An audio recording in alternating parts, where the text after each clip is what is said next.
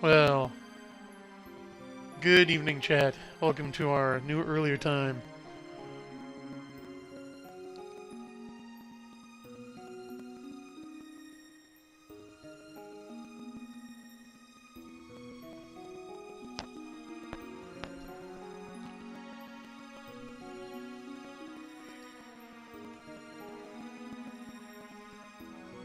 Okay, I can hear that I'm actually coming through. Outstanding.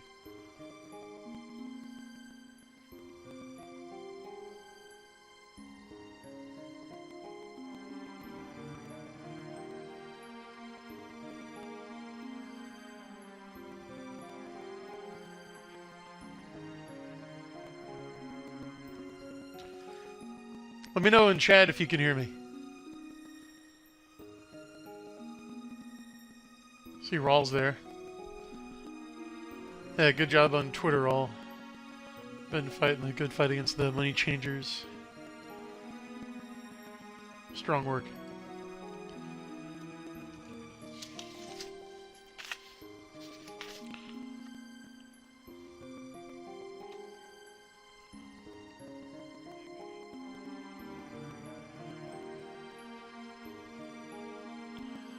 So how's everyone been this week? It's been a little while since we got together. See, last time, what did we do? We had our initial battles. We saved August from the Death Corps, only to find out that they had kidnapped the Marquis Elmdor. And we had a family moment. And when we're about to lead him, met his sister. And we're off to rescue some kidnapped noblemen. Should be good times. Oh, hey Bradford and Chad. Hey Crusader Saracen. Grey Fates.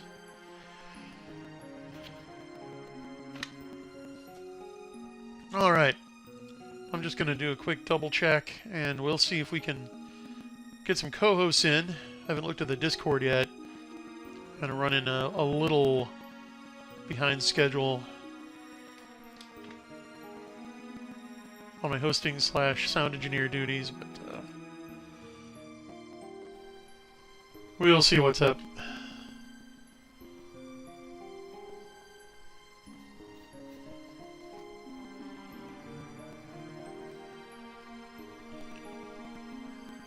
Yeah, in case you didn't see it on Twitter earlier, so the latest round of the great student loan debate going on right now. And honestly, with the brazen contempt for the poor on the part of most Fox News watching Breitbart reading conservatives, I can kind of understand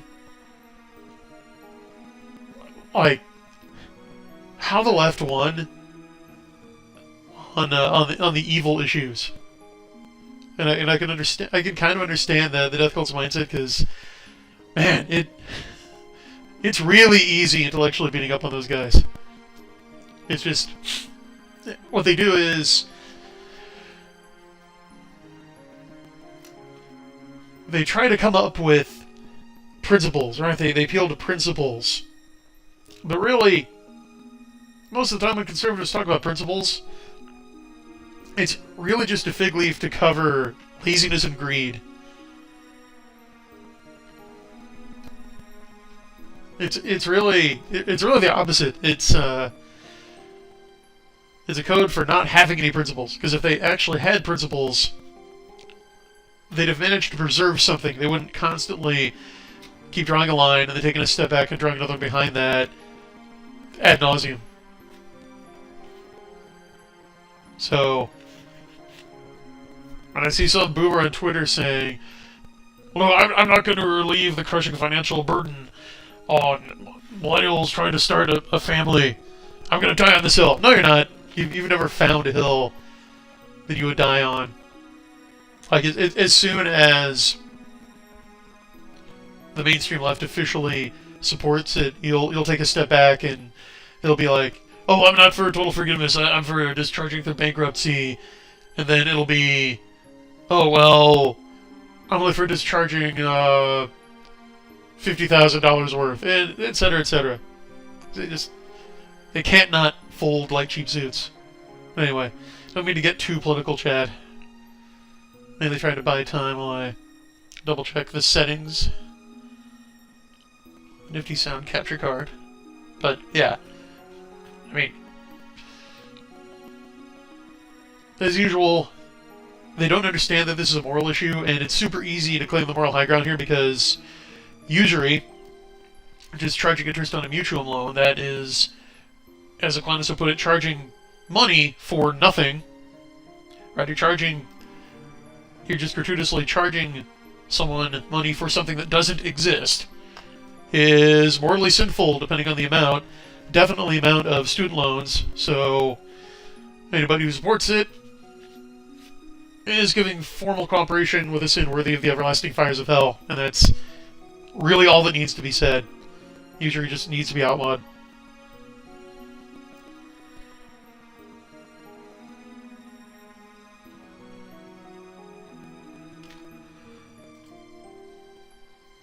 Okay. Yep, Boomer's gonna boom chat, that's right. Yep. So I call them the Mammon Mob. We got two cults. We got the Monologue Cult and the Mammon Cult. Pick your poison.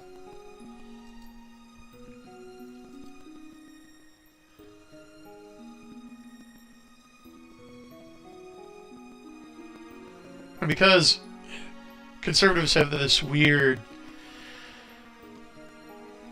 transient selective amnesia, you gotta remind them of this stuff every once in a while. That's why I posted one minorly viral on my blog a couple of years ago about this, just laid everything out.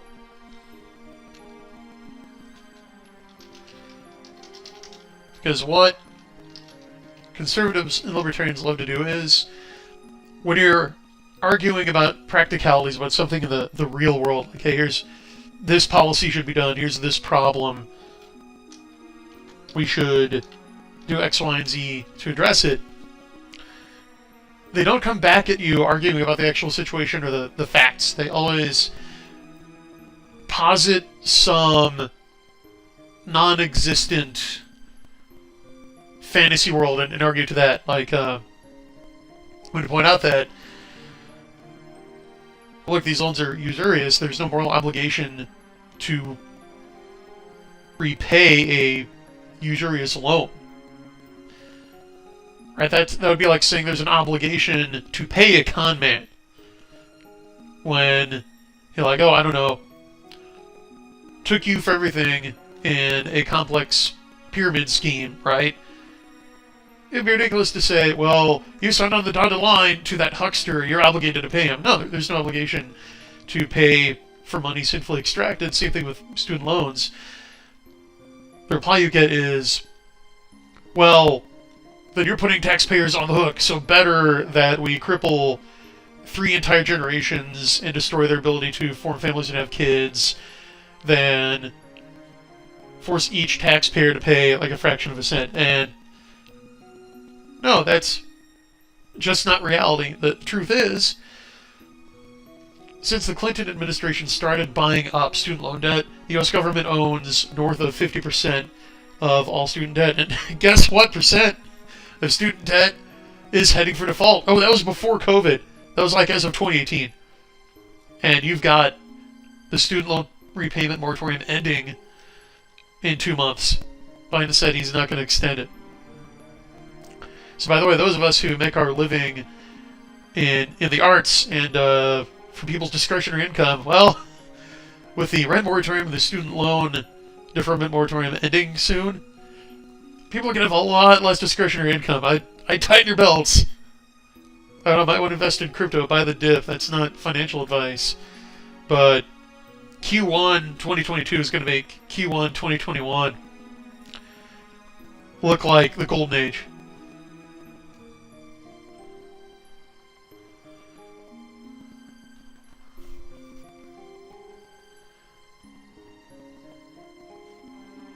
So, I see a couple of friends on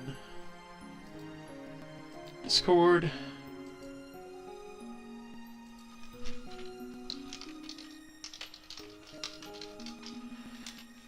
Gonna send an invite. But yeah, the fact is, we have exactly 2 choices right now. Because the government owns the debts. Is either we rip the band-aid off now and address the problem by writing down the debt. Because those debts are, they're just numbers on a federal spreadsheet. They're not real. 40% of all the dollars that have ever existed in history were printed in the last 2 years. So, they can print infinite money to bail out banks, but not student loan borrowers who are taxpayers. Also, everybody seems to forget that. So either we do it now, or the 50% plus of those loans that are headed for default go into default, and guess what? Taxpayers pay for it anyway. But by the time that happens, because the principal keeps growing, like you've got people, I mean, not just like baristas at Starbucks, you've got doctors and lawyers who have been paying out their loans for sometimes decades, and they paid off the original principal, but they owe more than when they went in. Those are going to default. And you're on the hook anyway, and it'll be for trillions. So, you know, these people are just kicking the can down the road because they're too cowardly and lazy to take action, as usual. Anyway, end of monologue. So let's see. Looks like I have Crusader Saracen and Ardenon in the Discord. Say hello, guys. Hey, people. Howdy, howdy. How's everything going tonight? Oh, it's interesting. Going well. Crusader, you're a little low. Gotta eat the mic, buddy. Ah, jeez. Keep talking to us. Okay, am I better now? Yeah, that is better. Okay. How's you guys' week? Excellent. Sorry. So, That's right. yeah. Hey. How's everybody's week going? Yeah, interesting thread. It's funny how wanting people to no longer be under crushing debt for the rest of their lives and unable to buy homes and start families is apparently a controversial position among certain circles of boomers on Twitter nowadays. It would only take a moment of thought to consider that if you could free those people from debt, they would become viable taxpayers, putting more money into the economy. But, oh well. But, hey, no, they paid off their usury, so... Yeah. That means you have to pay off yours, because they're not going to pay for you, even though, as Brian said, they're going to very quickly be on the hook for it anyways when it defaults. Yeah, if you look at the actual math, there really is no other solution.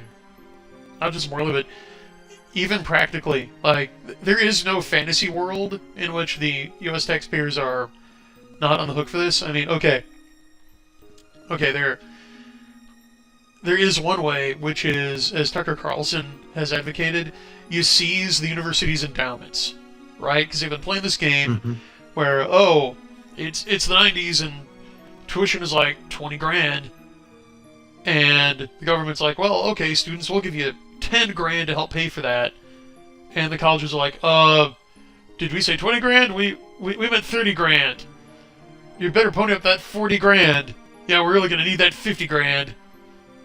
60 grand? Yeah, come on, we're worth it. And they just buy these lavish facilities and these unnecessary renovations. Like, while I was attending my college, I saw them completely renovate the theater, double the size of the science building, add on this weird, like, cultish little museum on the back of the main hall. Just all the stuff they don't need to actually educate people, and that doesn't go into improving the quality of education. It's just, it's like they're buying gold-plated Xboxes and diamond-encrusted swimming pools. So just, if you seize all that stuff, that pays for, like, half of it, and then the feds can just highlight the outstanding balance of a spreadsheet and delete it. But Right. that's unlikely to happen. Unlikely, yeah. That's very unfortunate. So we'll see how that plays out, right? One way or the other.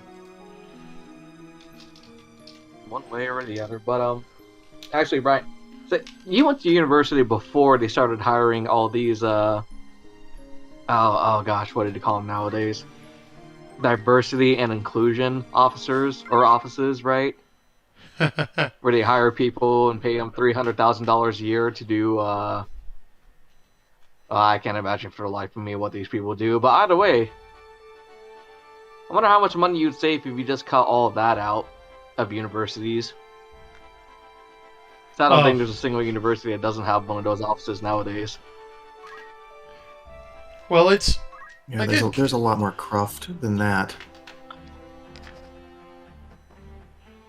Yeah, I was going to say, it's actually Kind of kind of makes an me old... wish I got on that computer train. It's kind of an old BoomerCon meme, but yeah, if you, like Rush Limbaugh used to say, well, to improve education, I would go into every school and line up all the faculty and staff and ask you, does your job directly impact the education of a kid? And I'd fire anyone who said no. Right, but that's kind of true. Go ahead, Mhm. AA. I was just going to say it's essentially the administrative cruft that's built onto it. If you take a look at pay that goes to some administrators for what they do relative to directly educating the students, you could buy 2 or 3 instructors very easily. The challenge is both in the university and as well as in secondary education. The argument was, well, we have to have some place where we can promote a teacher if they're going on to the next level. Well, I'm sorry, but no, you don't. There's no reason to have a promotion chain for that teacher. Pay them some more money if they have a certain number of years of seniority. They get more pay. They don't need to go into a job where they're not teaching kids or somehow directly benefiting their education. That's ludicrous. But we've built that cruft up over decades. It isn't just something that showed up in the last 10 years. This is something that's been going on probably since the 1960s. Yeah, and I'm I thought sending it was a, the 1960s. and I'm sending a message to a friend of the show, David Stewart, because this is right in his wheelhouse.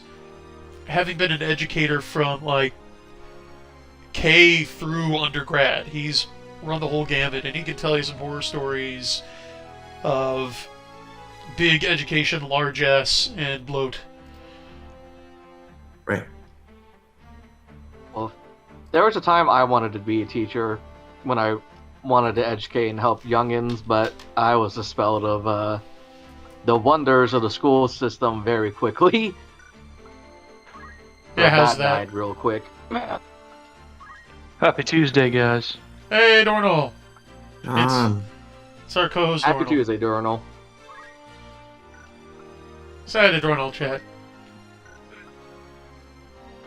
So, I believe you were absent last time. Did you catch the replay? I didn't.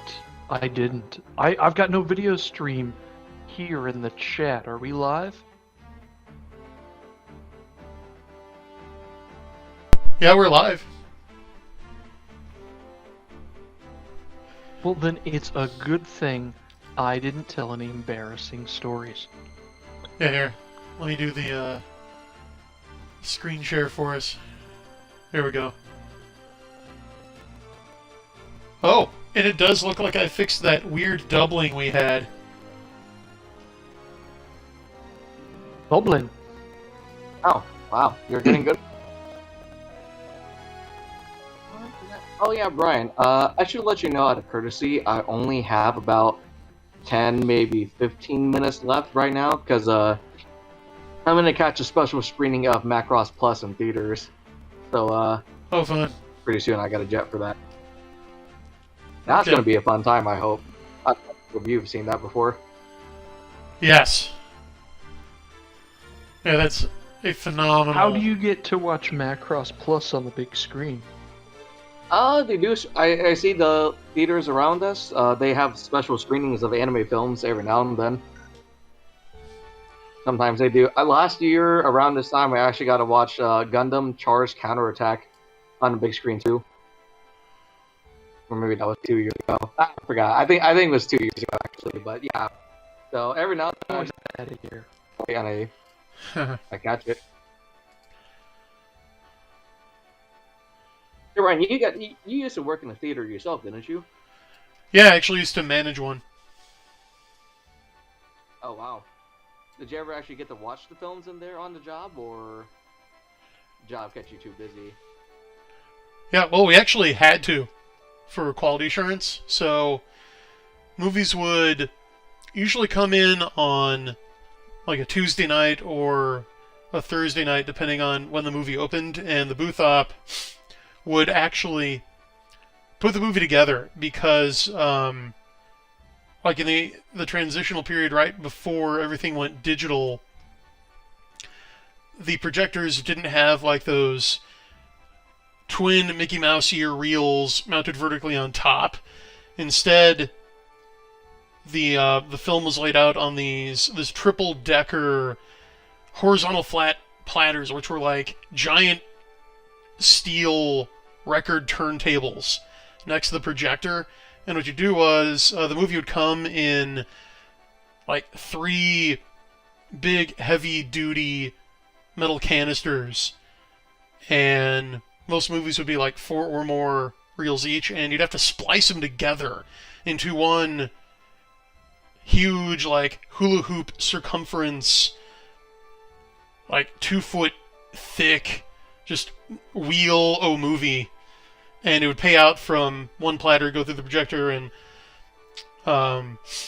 wind up on another one, and then for the next set you just reverse it so it would play from the one it had gone to and go back to another one, so you could just cycle through it. But yeah, the night that the booth op put the movie together, like he at the very least would have to then go down into the theater and watch it once all the way through to make sure that it was put together correctly.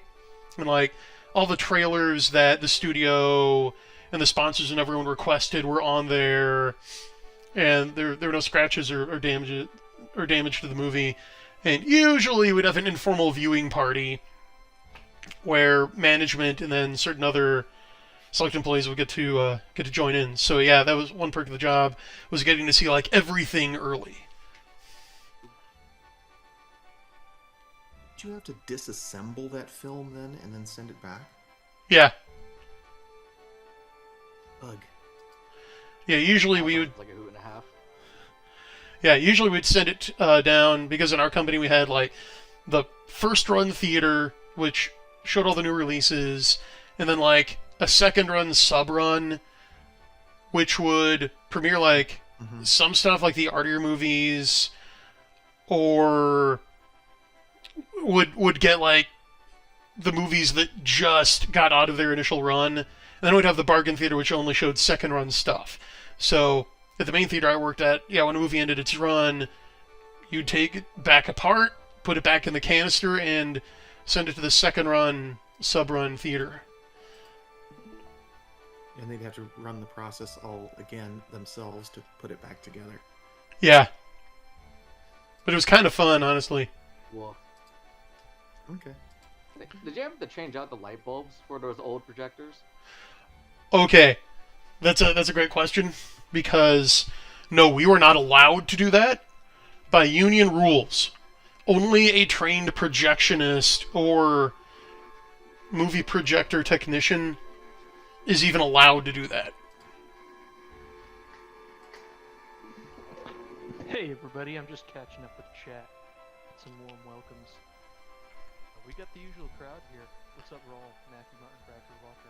I'm sorry, have you guys done the shoutouts yet? I've done a couple, but you can do them again, because our chat deserves it. They deserve Just like recognition. hearing their names. Yeah. Absolutely.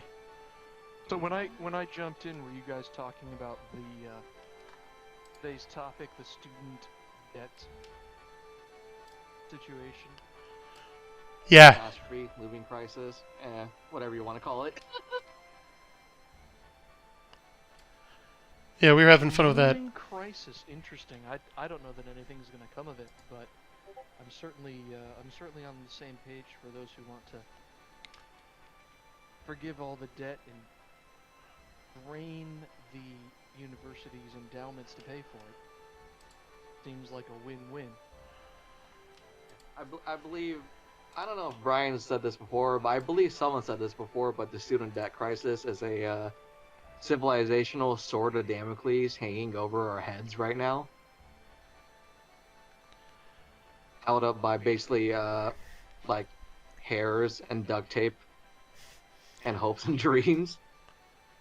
Yeah, it is. Oh, really quick, I want to give a That's gonna be fun. shout out to Ben Wheeler in chat who did squats and went to Buffalo Wild Wings, like the only fast food place that still fries their food in beef tallow, not seed oil. So good choice, Ben. Rock on, buddy. That's a win.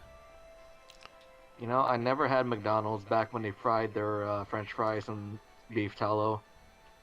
Oh, you were missing I feel out. like I've been robbed. I didn't even know what I've been robbed of. I know. You were. The nice thing is, it's not that difficult to make French fries in beef tallow at home. That's So right. you can have your cake and eat it too. The trick is frying them twice. I smoke a lot of Yep, fran twice. I smoke a lot of beef at home, so whenever I trim a brisket, I always save the heart that I trim off and save it for beef tallow. Oh, You never I'm more waste interested in the nowadays. squats. Let's do this.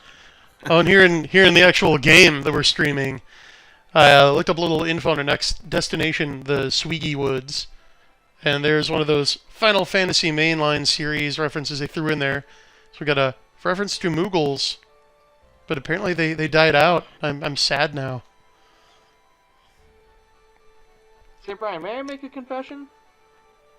Though I am not a confessor and cannot grant absolution, should you choose Oh to my confess your goodness. faults, I will pray that God forgive you, so go ahead. I've never actually played a Final Fantasy game before. And do you have contrition for your sin and have a firm purpose of amendment? Yes. Then I forgive you and I pray the Lord forgive you, because... I mean, wow, just... What? Blasphemy aside, I know.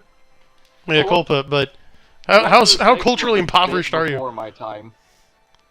Sorry, How did you make it this long without playing one?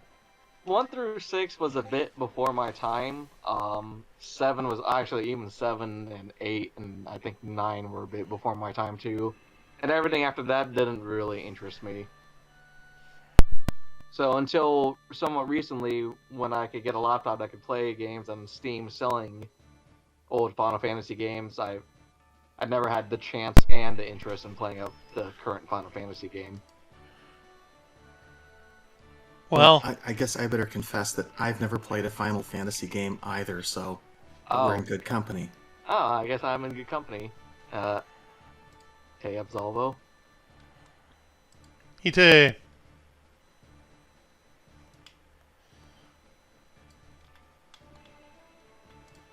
Seekers of Est.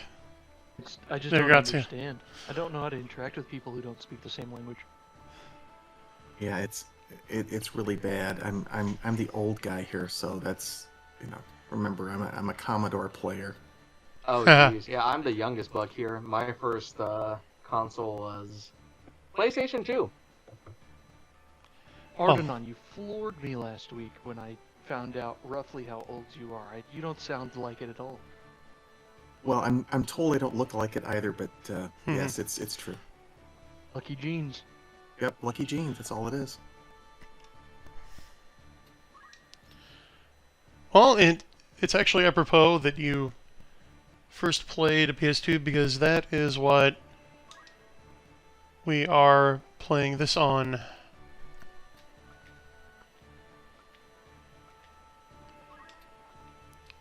So it works out.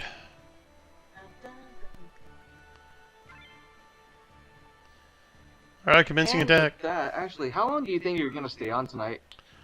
I wasn't planning on going too terribly long, honestly. I'm kind of tired. Okay. That's fair. Well then, I should be heading out now so I can actually make the showing in time because I paid good money to see Yeah. this in theaters and I'm not gonna waste that. Yeah. But with that, you all, especially you, Brian, have a good night. Chat, have a wonderful time. I'll let you know how the movie is. It's 2.5 hours, so I doubt I'll be back in time for to hop back on. But y'all have a good night, all right? Alright, you too. Hey, thanks for stopping by. Have a great night. Thank you for having me. Thank you. Good night. Alright, thank you for especially wishing me a good night. So, Crusader Saracen, everybody. Let's get some 07s in chat for him. He's a trooper. So, for those who are just joining us, I went and did a job point exploit, so I've mastered a bunch of job classes for my level 3 characters. So this should be interesting, and I'm really hoping that August and Delita get some hits in, because I really need them to get more Squire JP so I can promote them to Knight. There's some stuff I want them to get before I advance them. So let's see how this goes.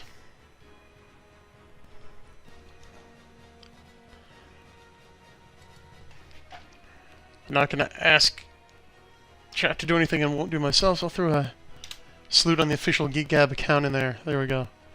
Oh, hey, Matthew Martin. Good to see you.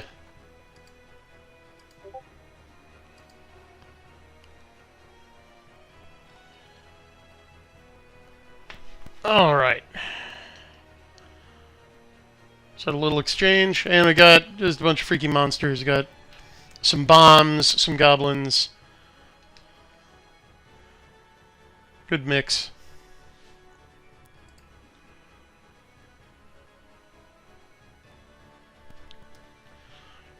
Let's do this. Now, I'm not controlling Delita or Algus. They're just on their own volition. Chan says, if I don't see some calculators in this run, I will be most disappointed. Brian said he was going to break the game. He was going to use all the exploits he knows. So, there's a 100% chance that we'll see at least one calculator shenanigans. I think we will. Also, I took your advice using one trick I didn't know, and you will see that I have turned off the movement confirmation messages. Well, I'm glad you were able to do that. Yeah, it was just an option that I never thought to use before. I've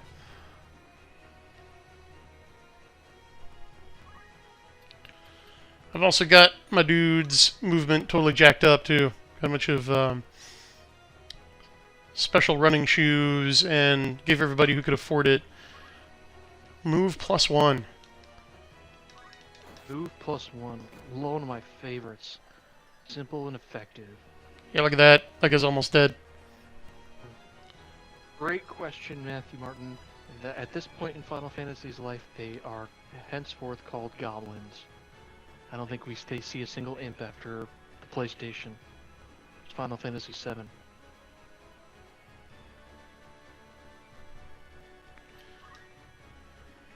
Is there a reason for making that change? It was Goblin in the Japanese, and so when they got around to Final Fantasy VII, they stopped, how do I put it, over-localizing the games. Okay. In fact, Final Fantasy VII was... The game that came out before Final Fantasy VII in the US was Final Fantasy III. And, they, instead of continuing to compress the number scheme, they just said, oh yeah, by the way, there have been other Final Fantasies out in Japan, so you're playing the 7th one now. Got it.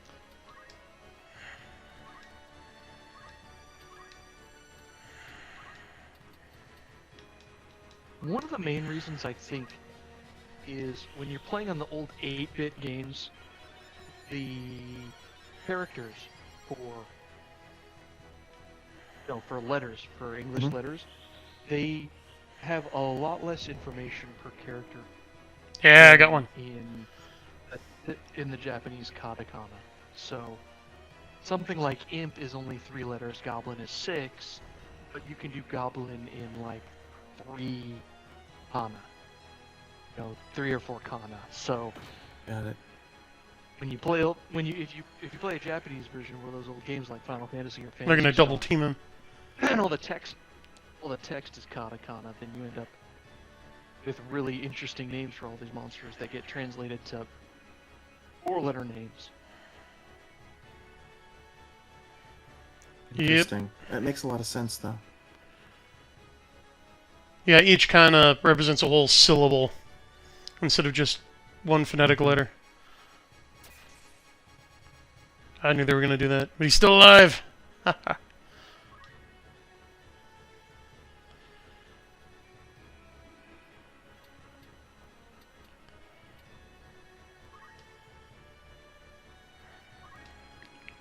And I want Delita and August to actually do something, so I'm gonna get out of their way.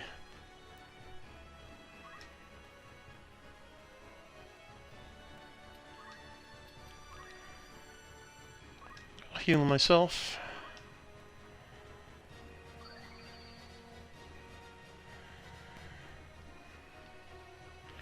And what's that over there? Oh yeah, the dead goblin.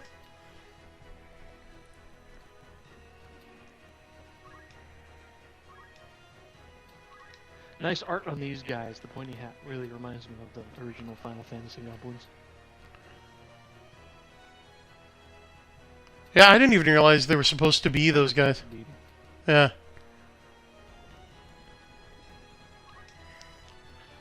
But now I see it. You cannot unsee that. Oh, he's going to be in trouble soon.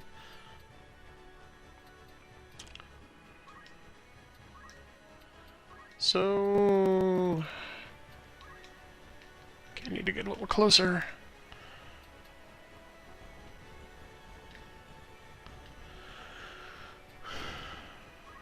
Okay, that should work.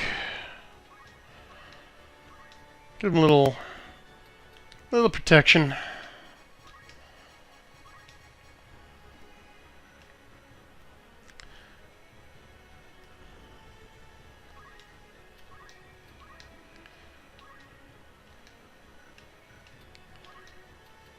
Oh yeah, speaking of calculators, I have started to unlock Time Mage already. So a little earlier while I was doing some grinding, I had Teleport on a Black Wizard, and that was fun. Oh my goodness. Yeah, I really dug that. Whoop. Hit the wrong thing. Cast time on spells really driving me nuts. I actually, as much as I love using wizards, I didn't like using What? spellcasters at all in this game. Can't believe that missed. Yeah, although as you may know, there are ways around that. Yeah. Like again, calculators. Really good.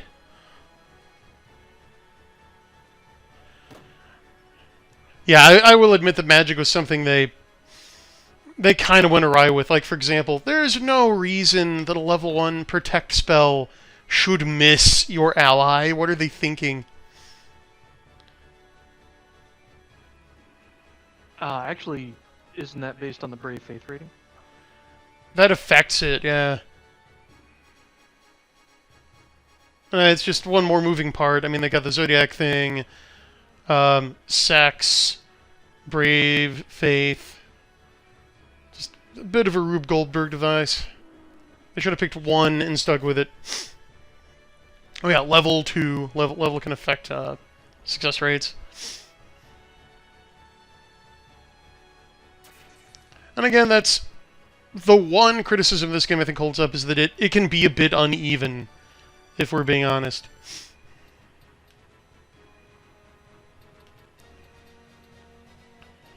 But that's okay. I love it anyhow.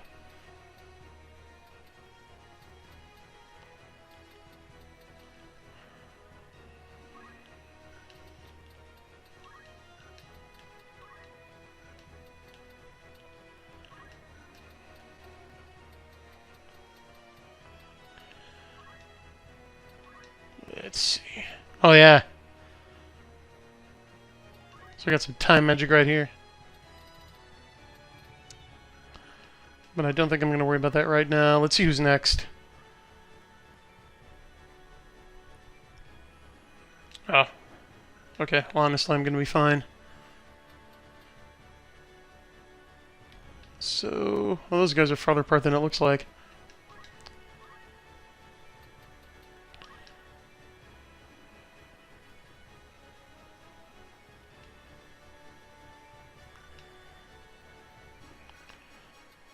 Decisions.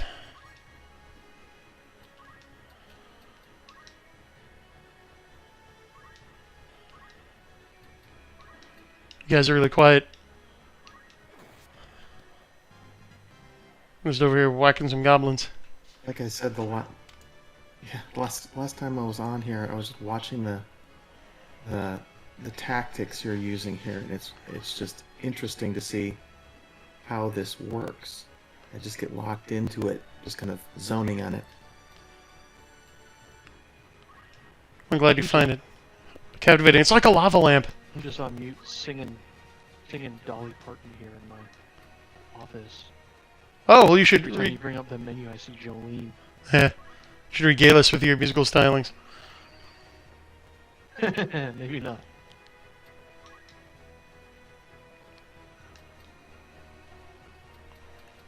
Alright, so he's gonna need help.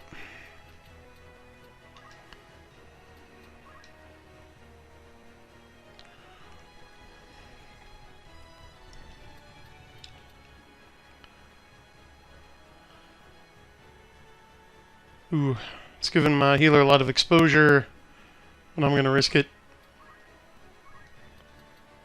Because I need this guy alive.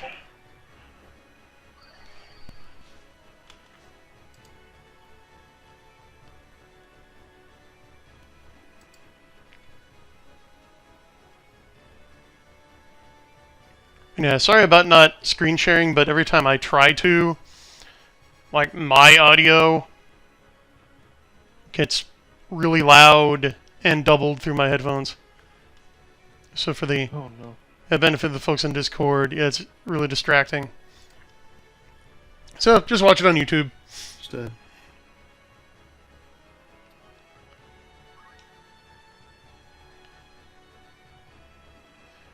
I'm completely puzzled as to why the 2D gaming just didn't continue on despite, the move to 3D. Never understood 3D gaming. Dornall, can you tackle that one? It was just lost to me. The move to 3D gaming? I mean, money. I got it, but for me, it's like, this speaks to no imagination. I don't want to watch a darn 3D film. I want to play a game. And 2D, yeah, 2D you're referring to the obsession with cutscenes and full motion videos. Absolutely horrible. I knew he'd do that. Is separate from the move to 3D. Okay. So there's two things happening here. We're on the PlayStation here. You can see this is a delightful game that's played in 3D with these beautiful 2D pieces of artwork, right? Right. Oh. But the PlayStation, the PlayStation's generation of consoles really could do better 3D graphics, and especially with the success of titles like Doom and Wolfenstein, the game makers themselves really wanted to push the envelope and learn something new. Mm-hmm. That sort of explains, in my mind, why do we keep going? Well, not only do people want to, they play quote-unquote better graphics, but developers were learning better. They were learning new techniques. As far as the FMV goes, that's the Squaresoft's, what's his name, the Metal Gear Solid guy. Mm-hmm. All the people or Kojima. that like their video games to be stupid movies. Right. That's abominable, but as soon as we had the capability to have full music tracks and full motion video, even as far back as like the Sega CD. People wanted to see what kind of games they could make with it, Right. and that was a disaster. Well, it's like Ben is saying. I understand where you're losing out on movies and TV. The Video Toaster made Babylon 5. That was just phenomenal. But moving that to games was just confusing as all get out to me, because to me at least it seemed like 2D games, 2.5D games were anything but tapped out. But there was this sudden boost over to 3D that just didn't make sense to me. It was like you're leaving money on the table, folks. A lot of it had to do with developers kind of being made kids in a candy store by the new technology, because if you look at interviews with game devs from, say, the 8-bit or even 16-bit era, and they're asked, well, what was it like working on this game? What you get is a lot of, it was arduous, it was a slog, right? But then when you get into like the PlayStation N64, Saturn, that era, they start talking about, it's fun. I'm finally getting to make the kind of games I want to make. And the kind of games the devs wanted to make were basically these sandboxes. They're like, I want to create a world, right? So that's a dynamic that should be familiar to D&D DMs, right? Where you've got world builder's disease. I'm sure everyone's encountered a DM who's like, I'm not as interested in adjudicating or refereeing a game like you talked about, AA, but look at this world I made. I made this lavishly constructed world, and I want to show it to you guys. Yeah, failed novelist syndrome. Yeah, and game devs came down with a lot of that. Like, you even see it at Nintendo when they talk about the first Mario Kart game for the N64. They're like, well, you can drive off the track, and you can go outside the lines. I'm like, well, it's this big, gray expanse out there. Like, yeah, isn't it great? So, yeah, devs started making games that devs wanted to make instead of games that players wanted to play. What is it? Yeah. And again, since you mentioned it in RPGs, I saw the same thing with the AD&D 1E to 2E transition. I keep using the failed novelist syndrome because if you take a look at any modules that were made towards the end of the 1E era and into the 2E era, it was the get on the train, boys and girls. We've got places to go and things to see. Nothing for you to do. It was just really frustrating because the 1E modules. I mean, were great drop-ins for a location. That's how I tended to use them. It's like, here's a location, and you pull all the other garbage out of it, and just let the player characters interact with what's at that location and the monsters or whatever happen to be there. And it shifted so quickly into, well, I have a story to tell as the module designer. Ugh. And it sounds a little bit like that. It's like you've got the game designer saying, let me step back just for a second. You took the rails, or you took the training wheels off the bike when you probably should have made sure that the path they were on had the rails, instead of letting them drive all over the park. Yeah, if what you're saying is true, it's like they weren't focused on, let's get a game done, figure out what limitations we're going to put in it that we're going to comply with, and then build a fun game. Yeah, and then conveyance went out the window, and that brought in the advent of the dreaded tutorial, where, well, you got to sit through an hour of this expository text before you can actually play a game, rather than just letting the game teach you. Yeah. Like I was playing. I think Brad's. I was going to say, I think Brad's hit on that a couple of times in his posts. Mm-hmm. That nightmare has just been growing forever. Yeah, it really has. Until I don't know if anyone's been following like the recent Game Awards, but everyone who's still into like AAA gaming that I know was just in fits of despair over it. Like, oh boy, here are our choices for Game of the Year. We got like this woke revisionist history slog, or we've got Groundhog Day meets like Battlefield, and they're just not one idea to be found, really, at all. Mm-hmm. I mean, And I think it has been discussed in many venues that that's the case with media across the board, entertainment media across the board. yeah.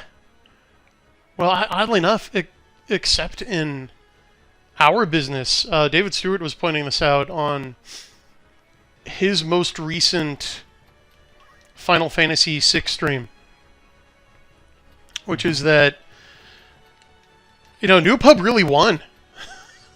We did. We're kind of the only ones to really retake and dominate an entertainment genre, because book publishing is like 80-90% indie now. While nobody was looking, we really just snuck up and owned the store. We really did. Yeah. But no one knows because we don't get a lot of press. Well, but there's the big issue that I see. There's still so many people that are into that, complaining about, look at what X has done and look at where Y is going. Who cares? Just stop looking at them. Just go make something. Go support somebody who is making something. Amen. Stop complaining about it. Your mental health will be much better for it.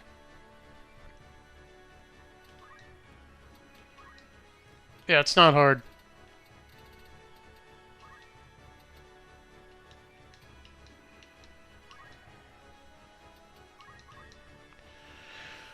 But oh well.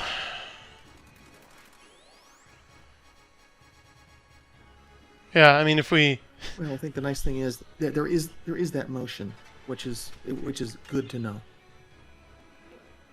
I'm going to play some sort of devil's advocate here. Okay. There's, in terms of gaming and that whole storyteller dilemma, there's a market for it. It may not be those original fans, right? We've talked about Critical Role ad nauseum, and these story-centric JRPGs, they have their fans. It used to be that...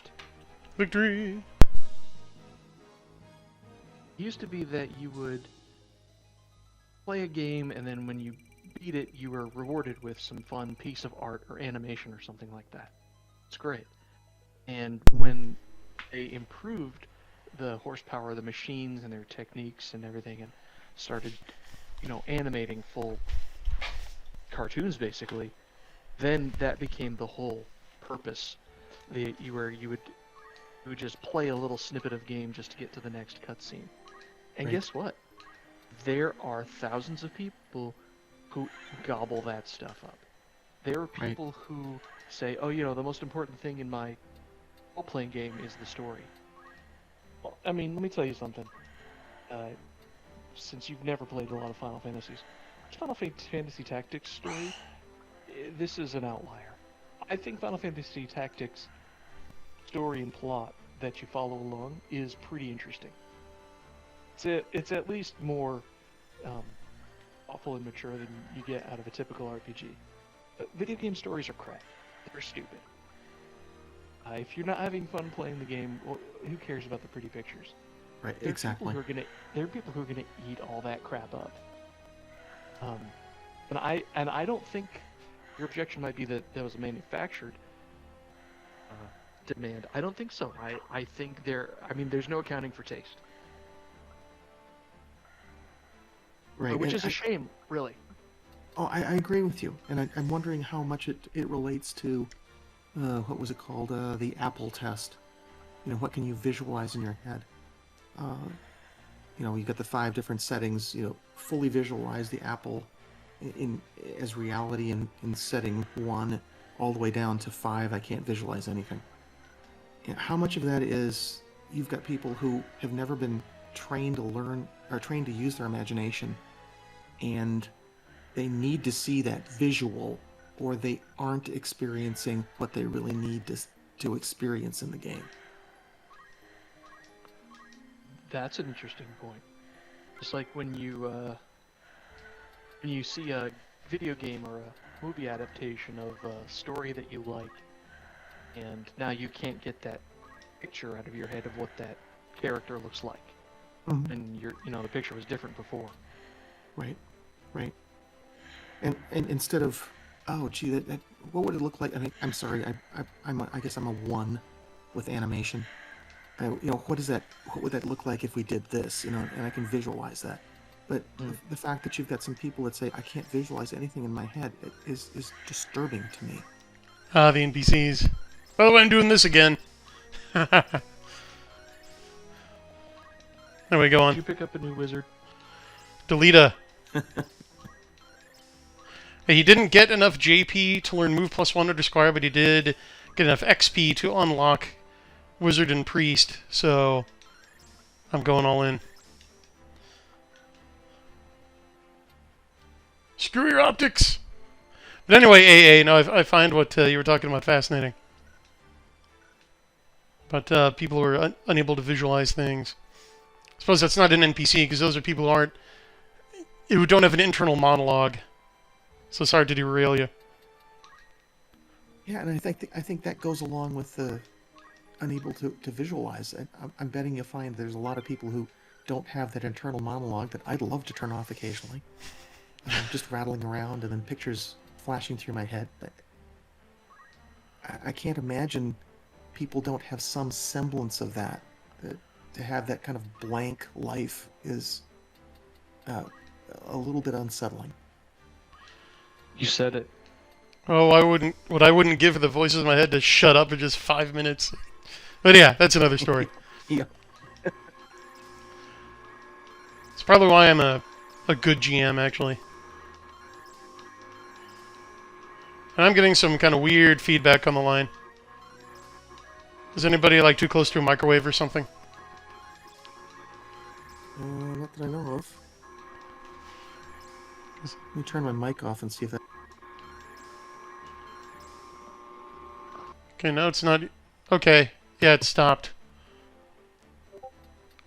Well, okay. So I'm just 9 points away. If you just walloped somebody one more time. Because the thing that sucks about the guest characters is you can't bring them into normal random encounters. They're only there for the story scenarios.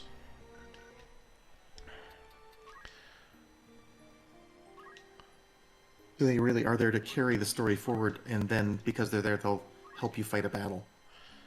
Yeah, you can't risk losing them in some random run-in with forest creatures. So they don't let you bring them in.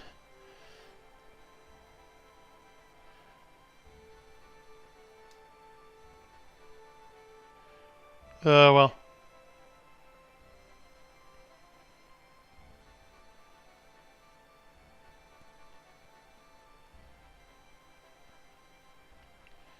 Let me see here. Just looking ahead a bit.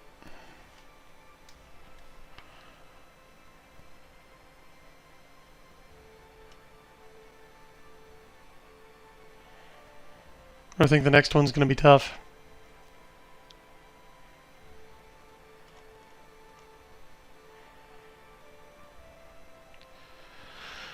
Okay. Oh, let's check chat really quick.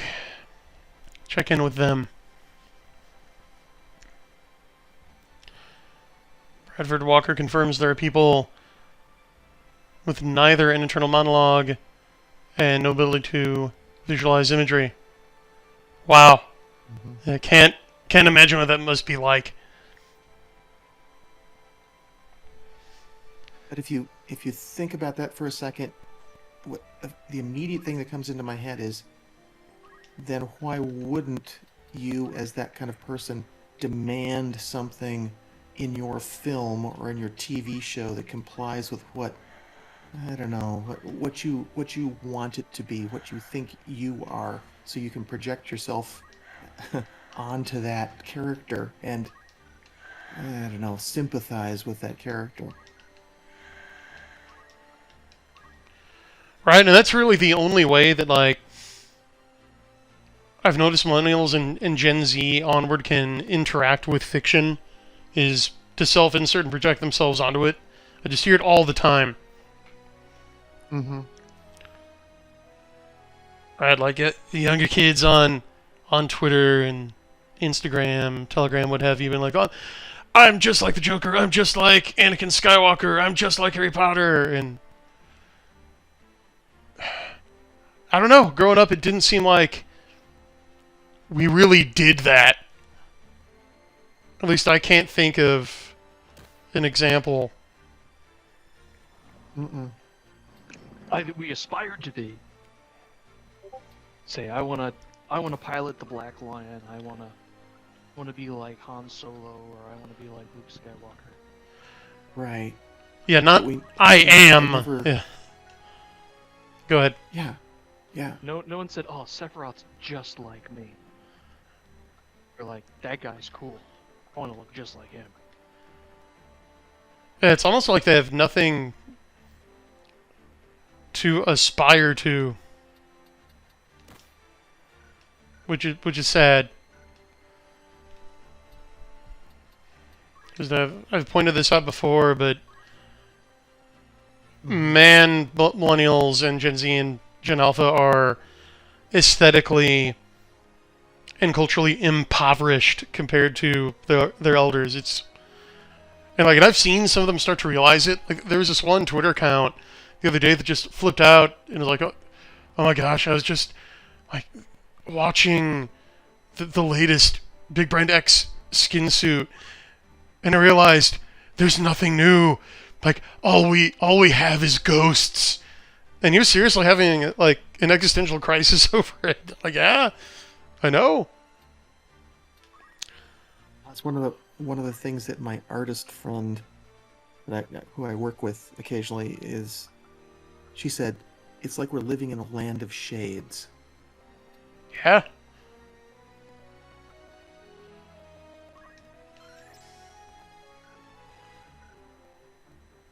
We seriously are.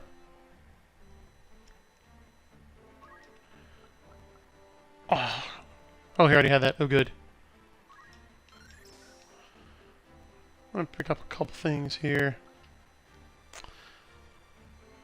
But I don't mean to give that observation short shrift, but I don't know. Am I the only one who's kind of at the point of saying, look, we've had this discussion, we've been having this discussion since at least 2014, and look, there are scores of us who have gone out and done what he said. We made you something new. But Right. you still have erstwhile, like, right-wing, edgy, dissident, Zoomer influencers spending $200 for the latest Battlefield game so they can stream it, watching the Gamer Awards just to heckle it, but at the same time, while giving attention to these AAA games where they're like, remove every white character, or it seriously is, like, a black, big, beautiful Black Girl Magic Queen doing Kang's stuff. And then when the indie games come out, they're like, oh no, another 2D game. Like, just, I heard them heaping disdain on 2D games that frankly look awesome. Like, oh, well, 2D games are for girls, and they're for these Tumblerinas who never actually got into real gaming. They only know, like, playing Candy Crush on their phones. And like, dude, Do you remember the 90s? Were you even there? Like the high 90s? Like Mega Man X, Donkey Kong Country. There are 2D platformers with more thought and care put into them, both the art and the execution, than any 3D mud genre, used coffee filter tone, like brown and bloom skin suit, okay? Again, aesthetic impoverishment. They don't know if they don't know. And that's a dark age. Yeah. But you've got so many of these people in every medium that I'm familiar with or work in who are doing the same darn thing. I've got people who are complaining about comic books. Well, did you see what Marvel's doing? Did you see what DC's doing? How about Image? How about IDG? Who cares? I don't care what they're doing. I don't care so hard. Yeah, exactly. But it's like, let it go, man. Let it go. It's dead. I keep going Let back it go. to this Spawn. I keep going back to a Spawn comic that Dave Sim had. I have that drawn, one. and it shows all these. Yeah, the characters locked in this cage, and I posted it on a social media site that I'm on. I said, "Look, guys, they're never getting out. They got a life sentence. Find somebody else." Batman must punch the clown forever. Yeah, exactly. Yeah, if you want an image of the future, it's Batman punching the clown forever. Mm-hmm. Yep. They're going to bring up friend of the show, David Stewart. He just pointed out, yeah, it's like a religion. There are people who are just so inured in the pop cult that they will have their last issue of Spider-Man delivered to their coffin. They're never going to stop, no matter how cringe it gets. That's just what it is.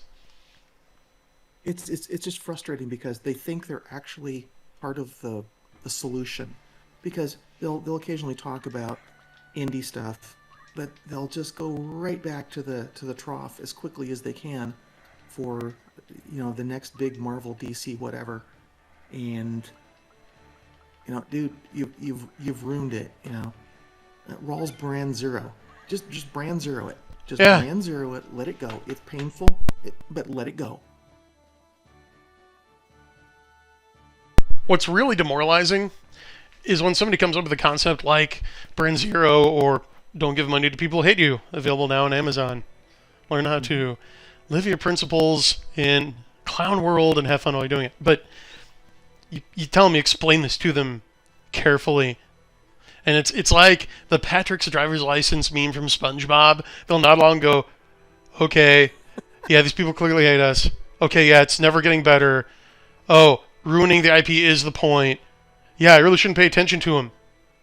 Ooh, Wheel of Time. Ooh, new Star Wars. Ooh, Spider-Man. Yeah. You're like, oh my gosh. Just now I know what incorrigibility is. Or addiction. I'm wondering if that isn't another large chunk of it, just addiction. We got Minotaurs showing up and some spooky undeads. I love the look of the skeletons in this.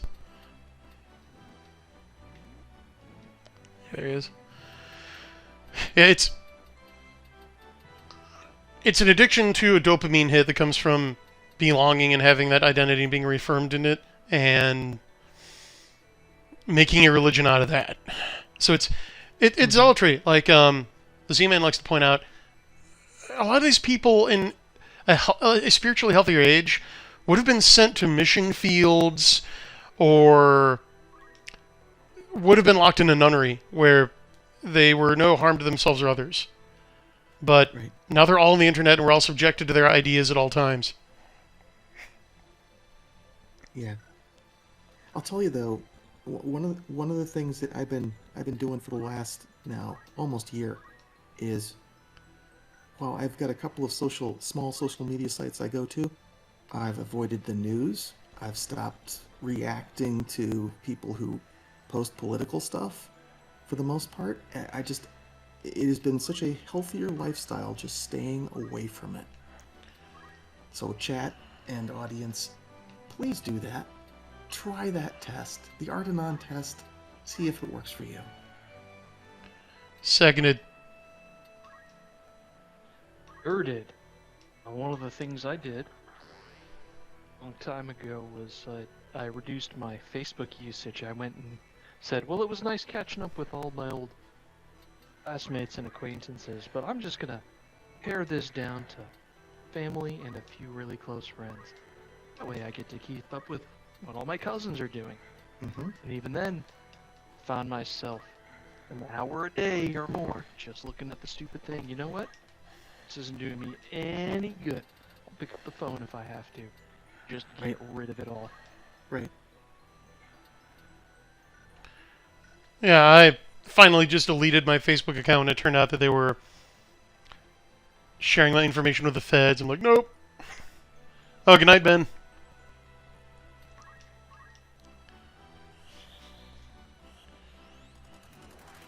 I'll say the only thing I did, I wish I deleted my Facebook account, but I kept it around because you can use their messenger application without actually having an active login. Ah, So I'm just, I'm disabled right now. As long as I still use it, then I can share instant messages with some people, but I don't actually, like, you can't go to my Facebook page. I don't have it anymore. good to know. Yep. That's the way to go. That's the way to go. And look, Love those haste effects. ain't they great? You can actually see it. No, what do you like about it? It looks three-dimensional without being three-dimensional, if that makes sense. Whoever's designing it is knows what they're doing with color and animation.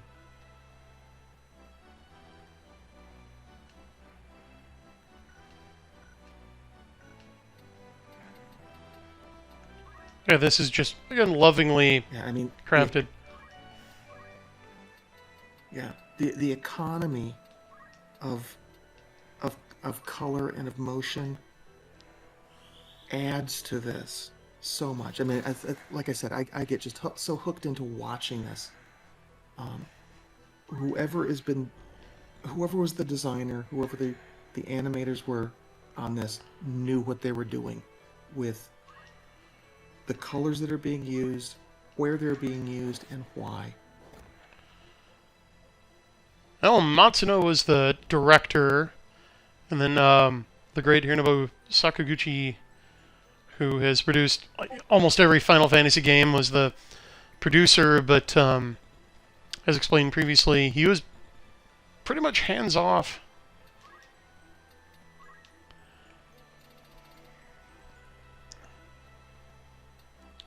Well, he gave good direction then, because the people who were actually doing the coding did a fine job. And you're not even playing this, unfortunately. It's so smooth, dude. Like, you'd think navigating all these menus and everything would be kind of daunting, but no, I remember the first time I played this, I just dived right in. It was so self-explanatory. It is like butter. Yeah, that's what I expect from a game, and that's why, as the chat was saying, and you were mentioning, going into these tutorials, I shouldn't have to go into a tutorial. I should be able to start playing the game, and in a very short period of time, I see what's going on. Oh, really, Bradford? You got banned off of Twitter. You didn't just deactivate, eh? Well, kudos. You pissed off the right people, buddy. Ooh, check this out. I love this guy's attack.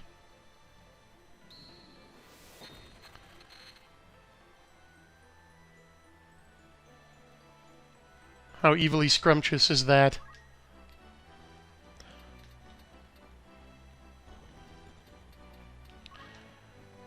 Yeah, and yeah, there's another big Twitter purge recently, and everybody's finally moving to Gab, right?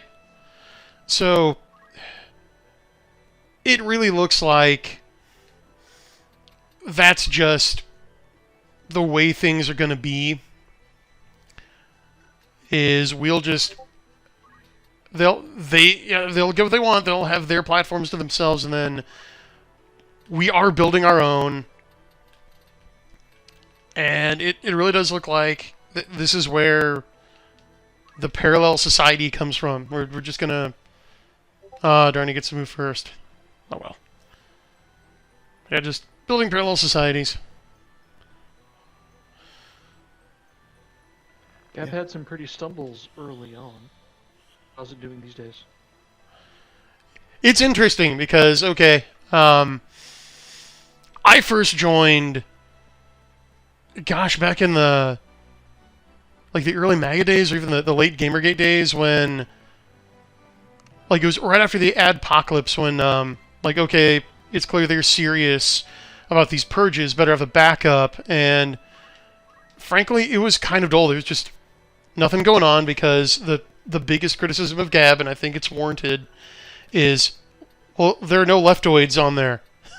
So there's no one to mix it up with, right? Mm-hmm. But Yeah. then there was another big influx when the January 6th guys joined in droves, and so in came the boomer cons.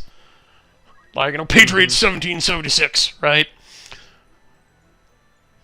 And, here's a little exploit for you. This is one game where this trick works, because this guy's undead. Just use a Phoenix Down on him. Oh, I missed. But yeah, you can kill those guys instantly with a Phoenix Down. But yeah, so there are now OG Gab accounts who just make sport of saying something spicy to troll boomer cons, and then getting them to come back with just the cringiest takes, and then just muting them and letting them know well, that was dumb, you're muted. And well, now there's been another big purge of groypers, American First guys and Nick Fuentes' followers. They got thousands of them because he did this huge Twitter space, which was the biggest one they've ever had, actually. And he had to make a burner account to do it. He got on with Yoram Hazany's son and a couple other of these young Con Inc. YIF or TPUSA grifters, and just owned all 10 of them. Well, then Twitter's new CEO retaliated by just not only banning him, but anyone who followed or positively interacted with his account. I know I lost 80 followers overnight, so they have all gone to Gab, and now they're mixing it up with the BoomerCons and the OG Gabbers. Because the first thing Fuentes says when he gets on Gab is the average IQ on this site is 50.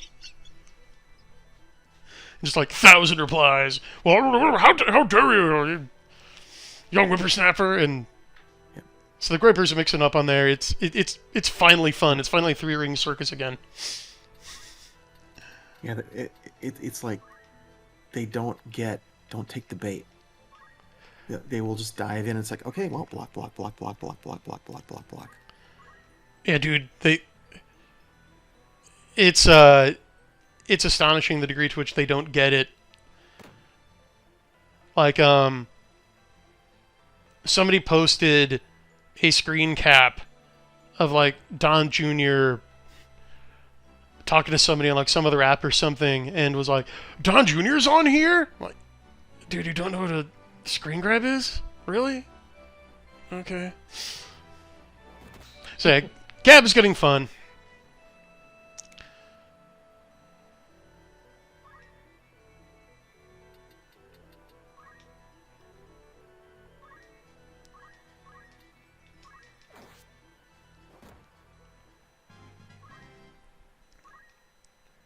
Here we go. This is going more slowly since I'm only fielding 4 guys. But there we go.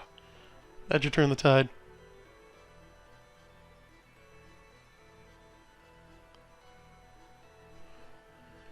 Yes, that's right. Other people getting XP and just stuck to Ramza.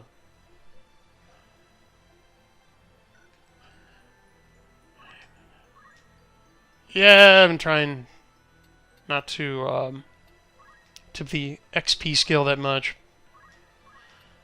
I really didn't want to get into this battle. It's just random. What I really want to do is level up my guest characters, but can't do that yet. Let's see. Chat saying, can we please stop talking about January 6th already? I would love to, but our ruling class just... They're never going to let it go. Because that was when the barbarians stormed the gates. The unwashed masses dared to defile their sacred halls, so... They're trying to turn it into like it's the new 9/11, it's the new Pearl Harbor. Like, get over yourselves.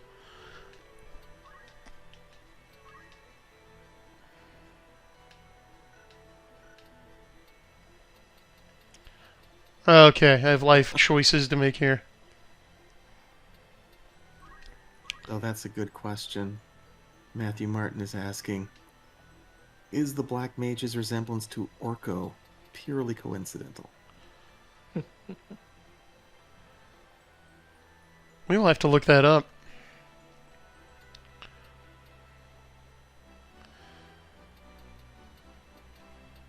Masters of the Universe certainly predates Yes. Final Fantasy. Hmm. Yeah, it's amazing how... Something that another... No, go ahead, Brian. I was just saying it's pretty amazing how often Western references turn up in Japanese cultural products when least expected. Go ahead.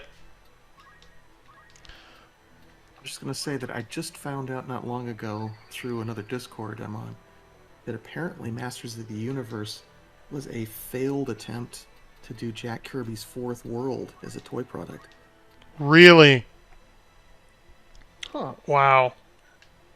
So I still have to investigate that a little bit more, so I'm throwing out there as I heard that. So I'll let you know what I find out. Well, one gaming connection I do know about in pertaining to Masters of the Universe was the toy line was spearheaded by then... I think Masters of the Universe was... I can't remember if it was Kenner or Hasbro, but whichever toy company it was.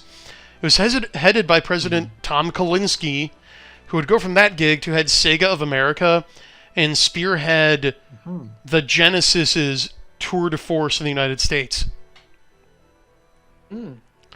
Interesting. Yeah, like he was behind the Welcome to the Next Level campaign and like actually did for one moment eclipse Nintendo as a #1 in the market.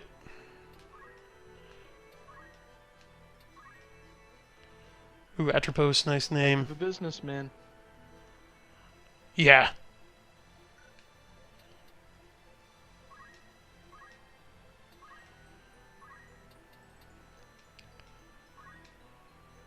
But no, I don't know if... Oh, wow, that was fast. Don't know if Orko is related to the Black Mage or not. Somebody check and look that up, though, for brownie points. As Matthew Martin points out, Orko first appears in 1983, Final Fantasy I went into production in 87.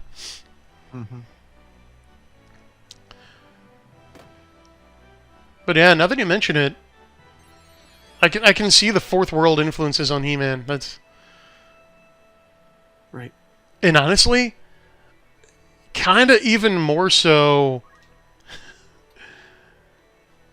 in the live action movie with Dolph Lundgren. Remember that one? Yep, I do. Sure do. Do you remember the contest that they had with that? Contest. Yeah, they ran a contest where one of the prizes, was you could be in the movie. Oh, okay. Yeah, that was one of the fast food chains was doing that. I think so, yeah.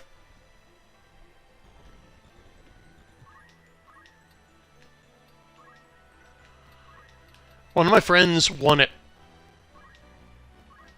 Really? Yeah. Nice.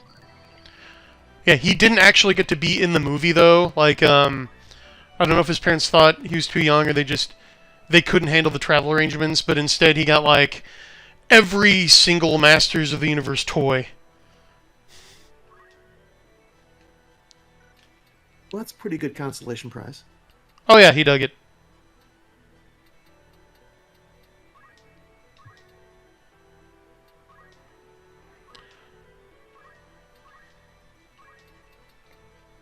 Sounds like Matthew Martin got third place on that one too.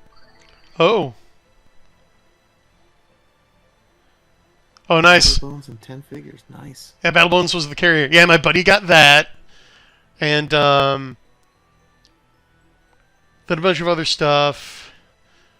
I think like a signed poster or something. And yeah, do you remember which fast food joint was running the tie-in?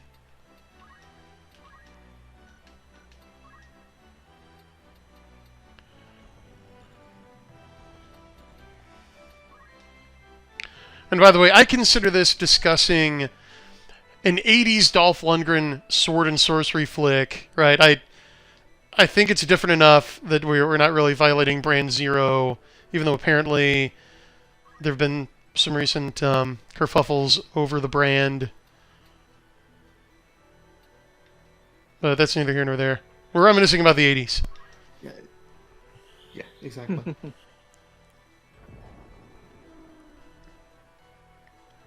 Yeah, of course, do not patronize like any new Masters of the Universe skin suit. There's plenty to keep you entertained if you need a fix. Go watch the original. Mm-hmm. Dust off your old toys. Absolutely. Yeah, give them to your kids or your nephews. Anyway, go ahead. No, absolutely. There's all kinds of stuff out there. Curate your comic books. Make sure you've got your videos on DVD or digital, and just enjoy the heck out of that stuff. Yeah, I'll second that. You gotta start getting physical copies of everything, because they're gonna make a full push to memory hole all history and culture from before year zero. They're rewriting 1984, for goodness sake. Nothing is safe. Let's see. That's crazy. That's totally wild. Right? Rewriting 1984. From like a feminist perspective. It'll just be one sentence, and everything was fine. It'll be the "this is fine" That meme. makes sense. Yeah. Yeah. That's it. That's all you get.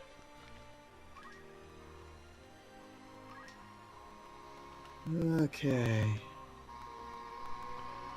But they won't make a head of state big sister though, because it'll be the patriarchy. It'll still be big brother. You never know. If it were big sister, everything would be fine.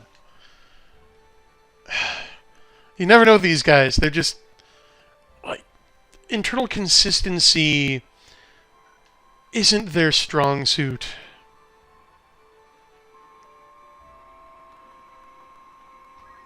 Sorry to say, I'm getting that weird feedback again. Chat, can you hear that? Almost sounds like an old-fashioned telegraph. Okay, it's gone. And that's weird.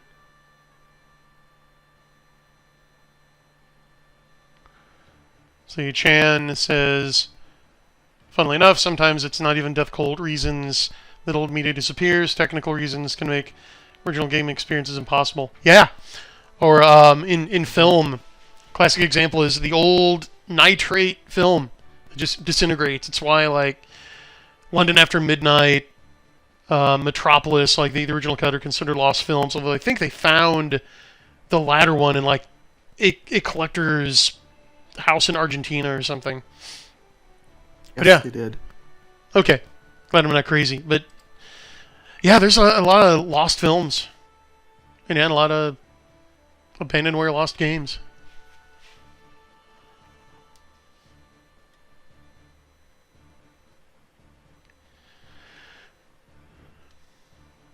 Matthew Martin is telling me that I can't play clerics and paladins anymore. Dang. Dope.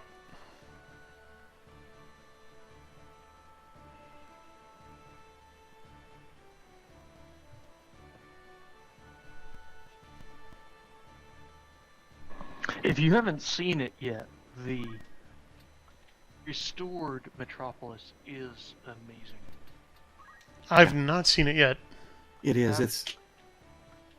Yeah. It's worth looking up. And wasn't that also redone in an anime about 1982, 83? Maybe I'm Kinda, but it was misremembering. it was like 20 years after that. Yeah, because there was an anime film called Metropolis, in like 2002, 2003, but it's only loosely based on the Fritz Lang version, if at all. Mm-hmm.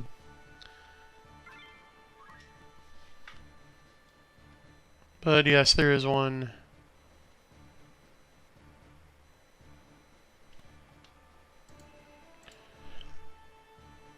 Okay, so we'll do the next story advancing battle here.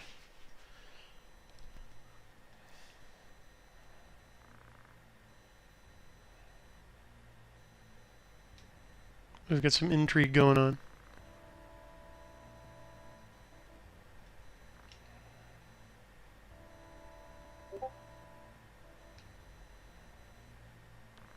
Catholic Lancer just showed up in the Oh! Discord. He may be joining us here.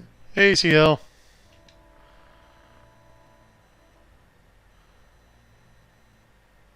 Ah. So the knight interrogating this dude about the marquee. And so the guys in green are deathcore.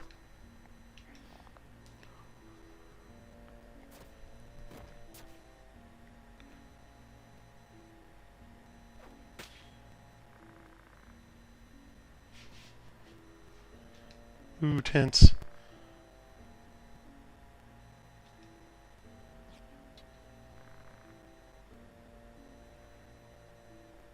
Charming name.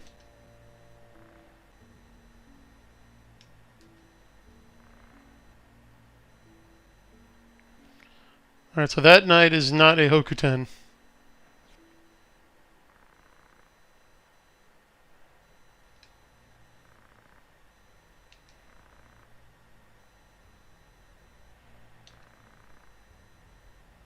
Oh, and Delita knows that guy from the end of the war. Stepping away for just a second. Okay. Yag! Is that your war cry? Need some work.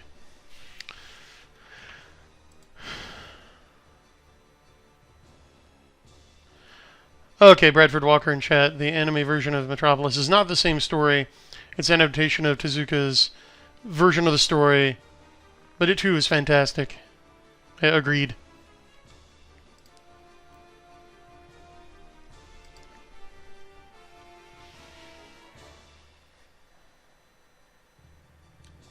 Oh, that's right. Introduction of Vigraph.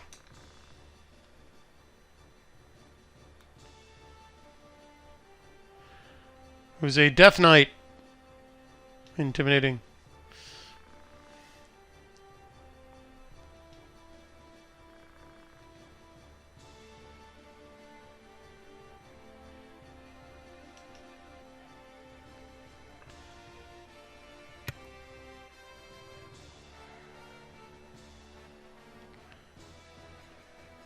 And the guest characters go first.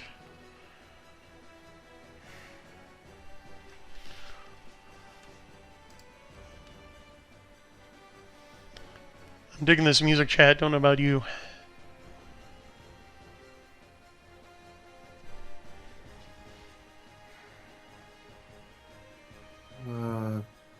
Not hearing any music from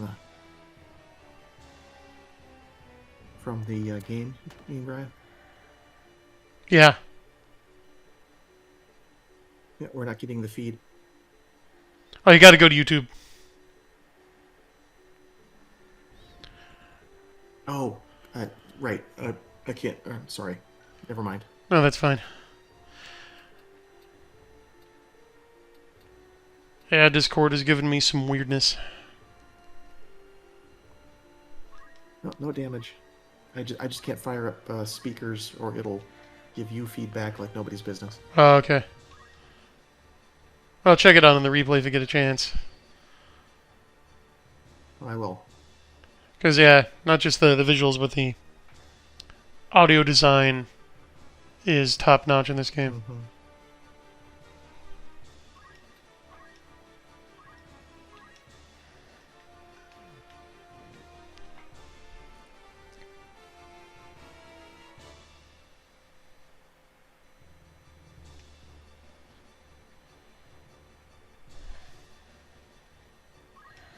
I can see what you're talking about with the ease of moving through the menus just as fast as you go through here. It's got to be a simple control sequence that you go through to make that happen.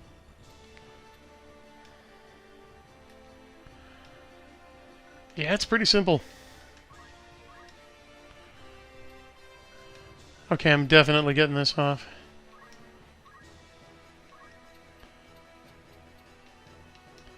Before they move.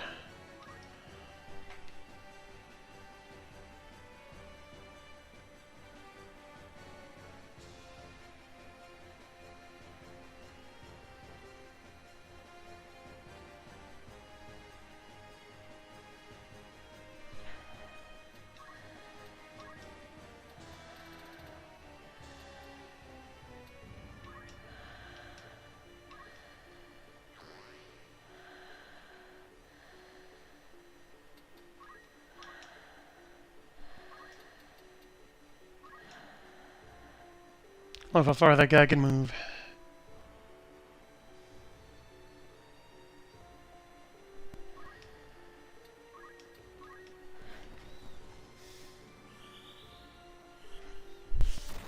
Yeah. By the way, since we're in raining conditions, the effectiveness of Bolt is increased. Oh, and Delita knows it too. I mean, he must have bad compatibility with that guy, though.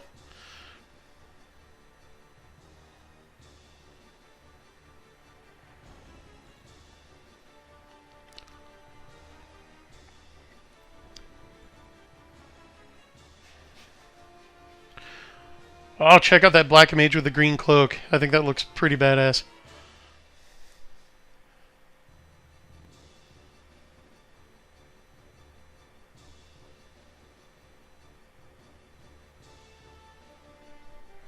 Now I know what I'm gonna be next Halloween.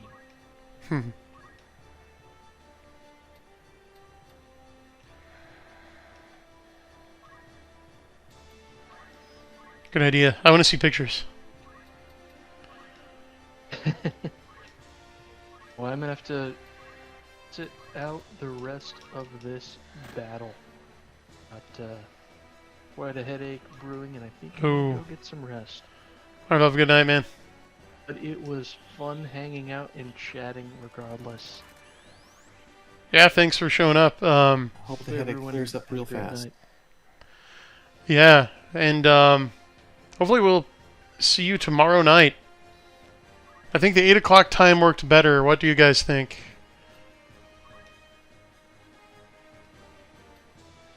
Oh, 6 o'clock was slightly better for me. Yeah. It's this week at least. It's no problem either way. Yeah. 8 o'clock Central. 8 o'clock Central was a lot better. Yes. Yeah. Sorry. Look at me being all self-centered. So I think we'll try it at the same time tomorrow and then Thursday. I may be available tomorrow, and then I'm out for the rest of the year, doing family and holiday stuff. But yeah, I hope to see you guys and to see Jolene take more names. Yeah. No doubt. Night, everyone. Night.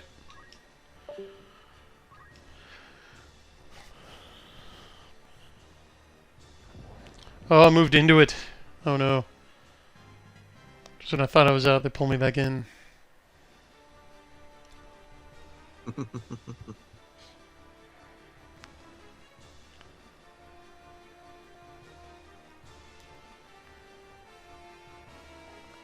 Uh-oh.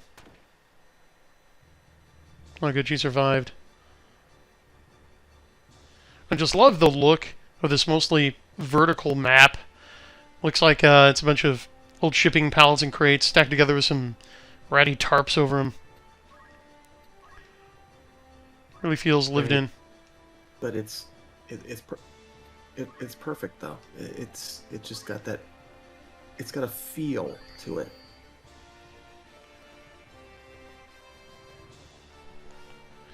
Absolutely.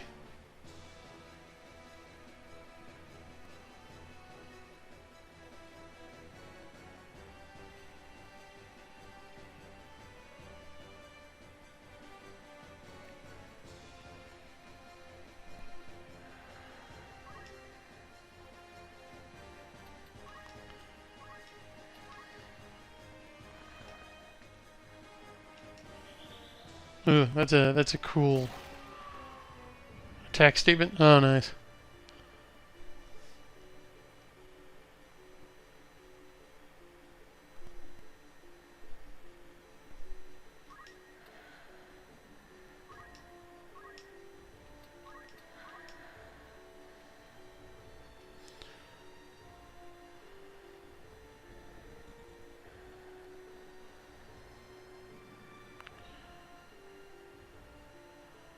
We don't see CL around anywhere, do we? Oh, he popped off again. He might think that it's the old time for 8 o'clock. So that would be coming up in about 15 minutes, I think. Oh.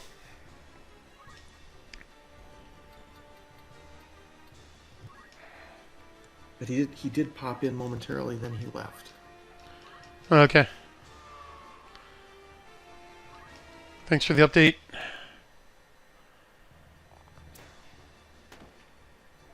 Absolutely. Oh, it was bad luck that I just couldn't kill that guy.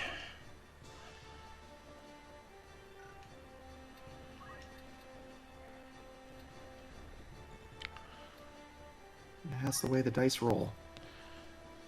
Yep, and I had a 50% chance of knocking him off the top of that all the way down. But oh well.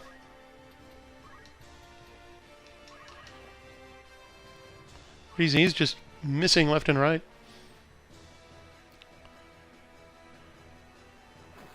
There we go. And now he has enough JP to learn move +1 finally.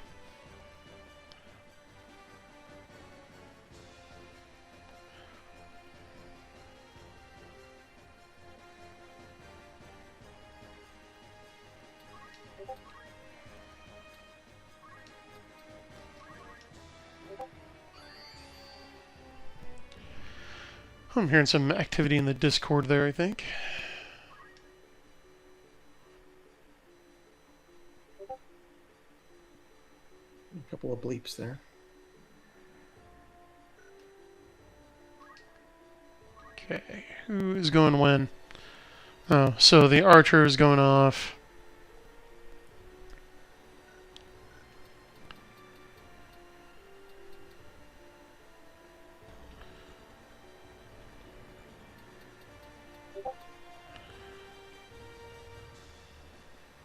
And then Bolt. So how's he doing? Oh, he's fine.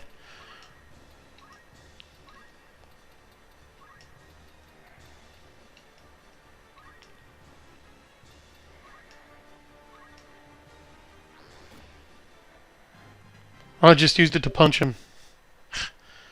Hilarious. Because you can do that, you can use the archer's ability with really any attack.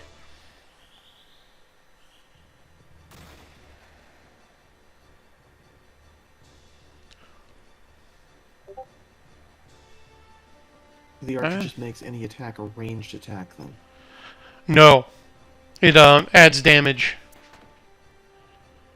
to any attack. Ah, okay. So you spend extra time, like, focusing your chi or something, and then you do more damage. Okay.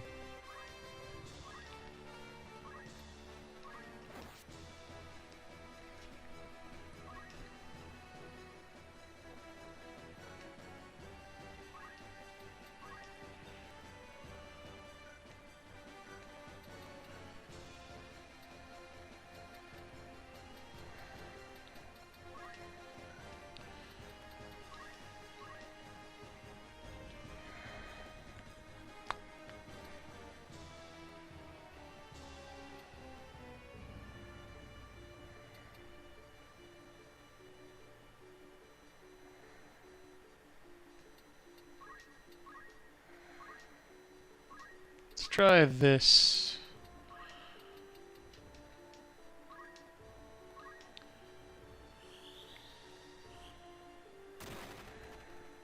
Hey, that worked.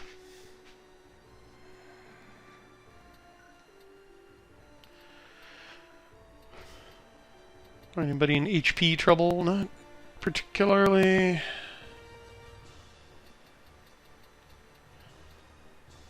Really, he's the worst off.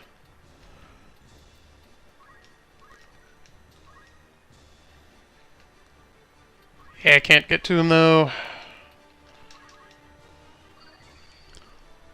I'm gonna spend a fortune on potions in this fight.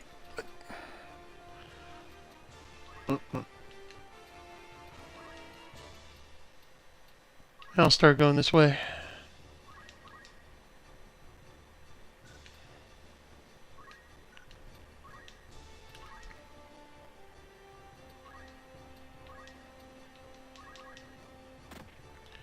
Oh, that time it works. Oh well.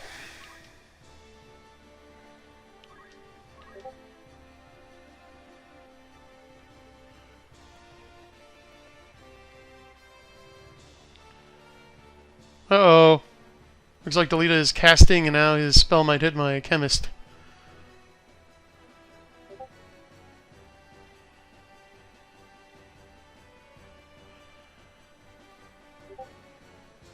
And get in the fight and earn some GP, August. G's.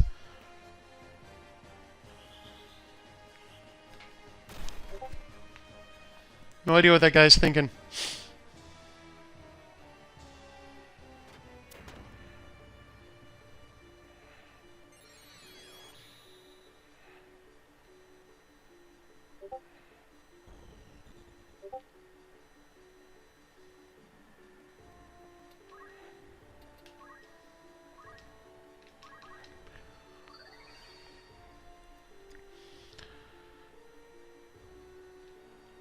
And he kind of went into the shooting gallery there.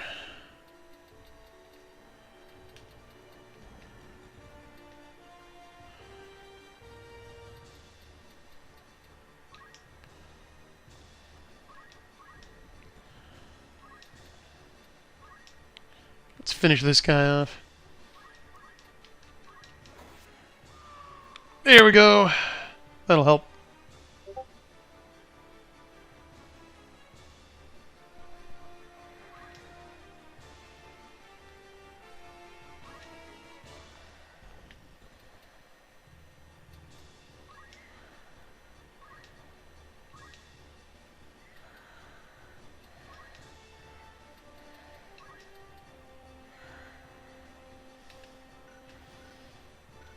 One thing to watch out for.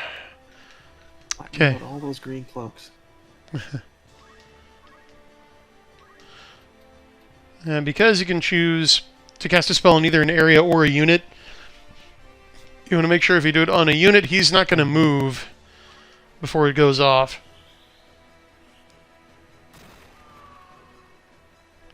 Because that's where it's going to go, whether he moves or not. It's going to be like targeted in a plot, like a cross formation on him. So if he approaches to within one square of you, it'll hit both of you. Got it.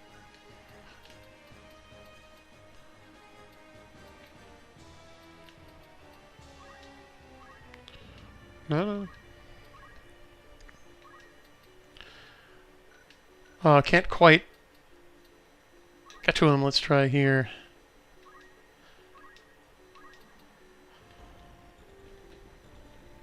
Oh, I thought I'd be able to throw it to him. Leaves it on me.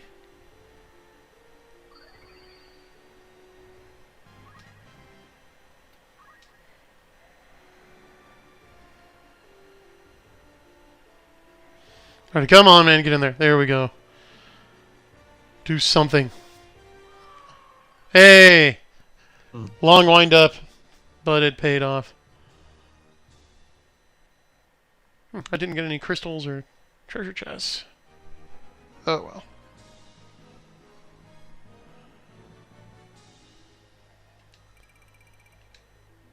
Oh, that's nice. I'll help you, little war chest. Oh, sweet. Got a knight sword, it looks like. I'll have to finally make Delita a knight after this. Mm-hmm.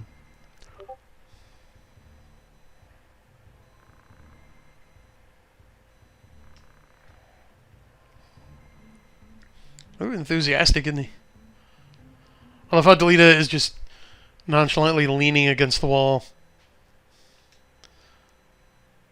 He's that quiet guy who just sits in the corner and takes everything in. Just watching. Yeah, waiting to see if he's got to step in, and when he does, you know it's going to be good. Yep. The rain effect. Love it.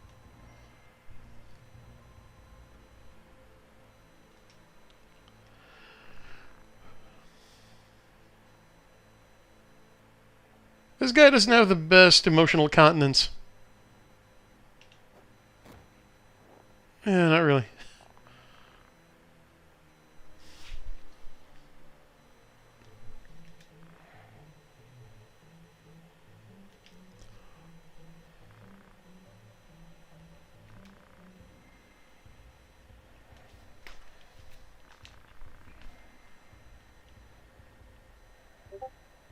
Alright, that's pretty cold.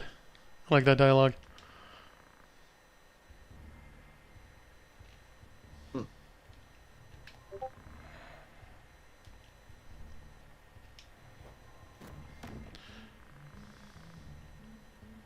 Try the Austin Powers asking him 3 times trick. It's worth a shot.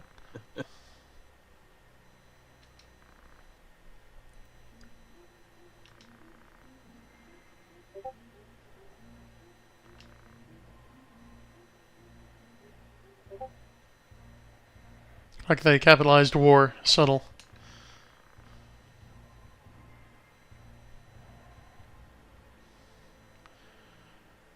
And here we get the egalitarian speech.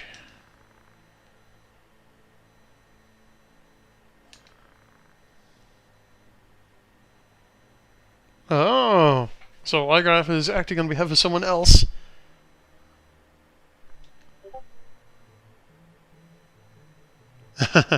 Nice, Lita. You're cool. Don't come to the Magic City tomorrow.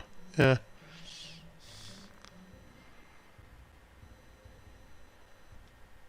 We never could have a VIP for money.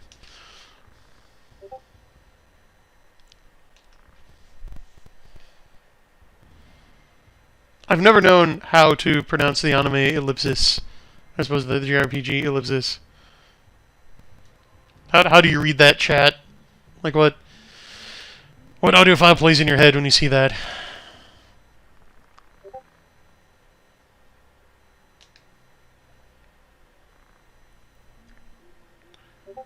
Ah, the mysterious Gustav. He's the real culprit behind this caper. He's the real mastermind.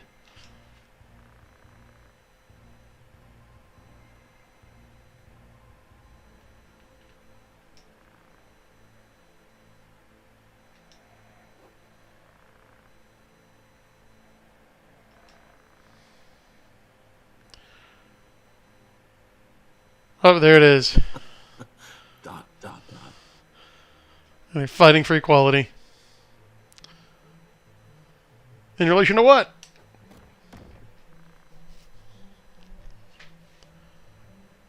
Equality doesn't mean anything without some third objective fixed point of reference, guys. That's where you go wrong.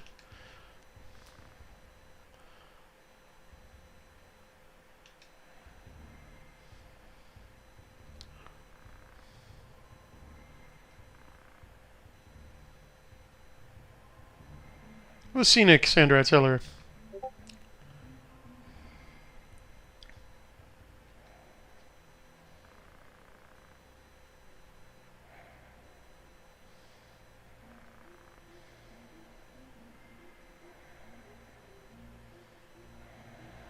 Oh, Delita laying down the area knowledge.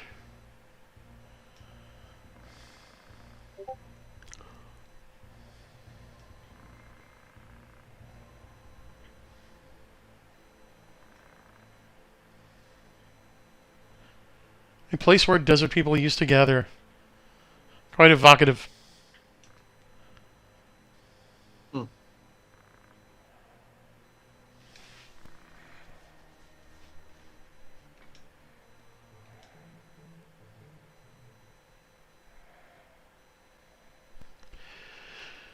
Okay, hopefully they let me buy some abilities. And some equipment. Then I think we're going to call it. Yeah. So before we go to the desert, we're going to save. We'll save the desert for next time, because that, if I remember correctly, is the first really tough battle. So I'll need to prepare for that.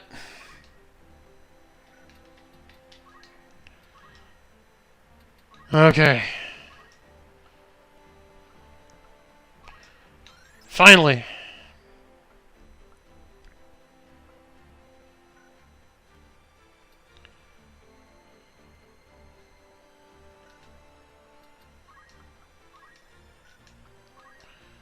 There it is. Here's what some of the different classes look like.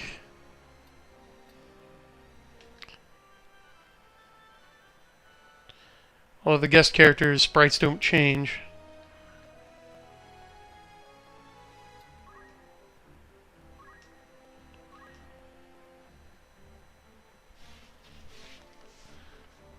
What should I go with here?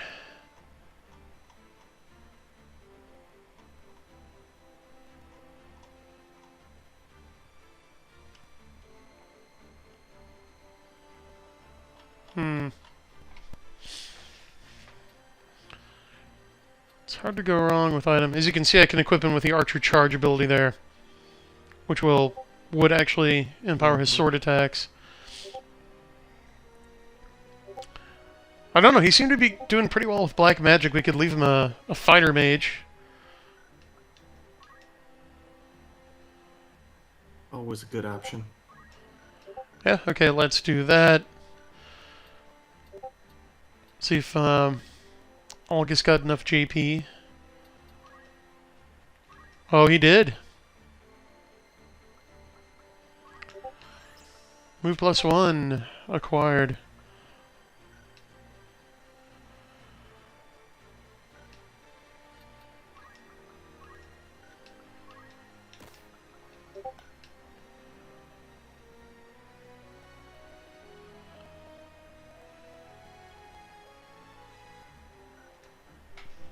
Okay.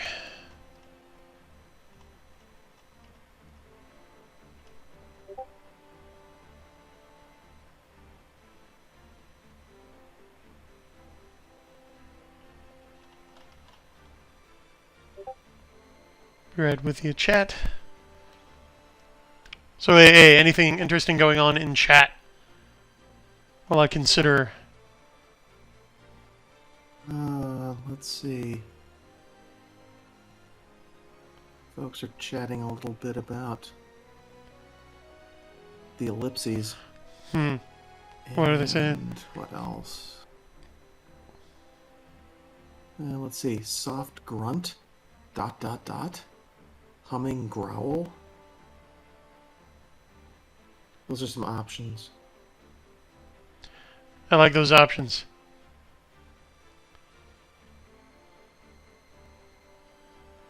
And Bradford says that Macross music is now legally available worldwide. Oh yeah, good news. Big white pill.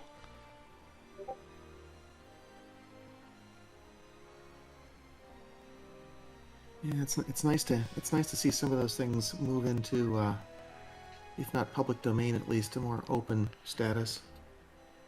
Yeah.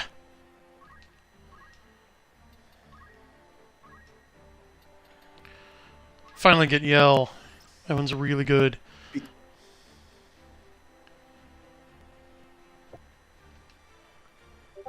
can raise your unit's speed by yelling at them.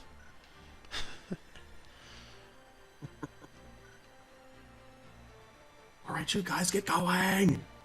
That's what he does.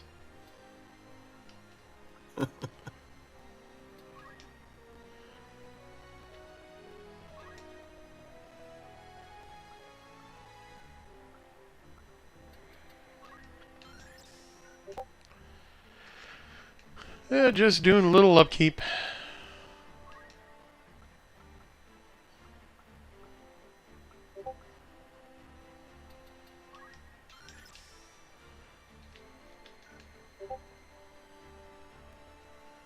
And let's see what else we've got here. Hmm. Something about ransoming the nobles for NFTs. Interesting. Dude, just right-click, save as.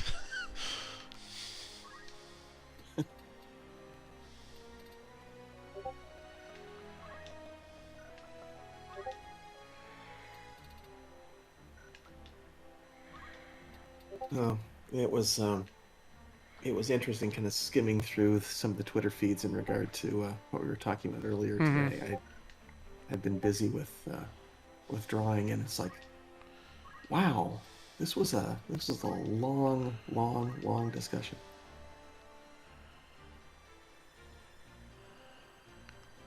Yeah. That's one of the things I tend to do is since I don't have Twitter, I just skim feeds. Probably a good idea.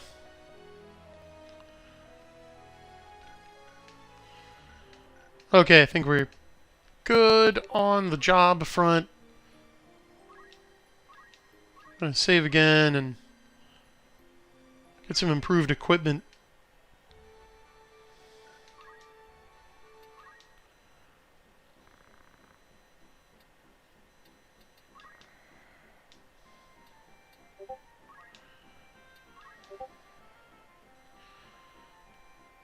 Yeah, there we go.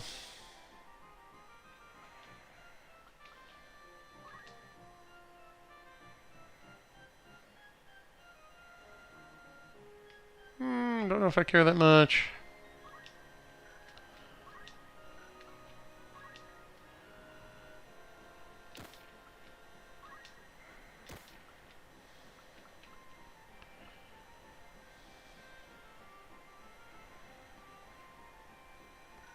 Yeah, not too concerned about that guy. Oh, that was a good deal. 1,008 bad.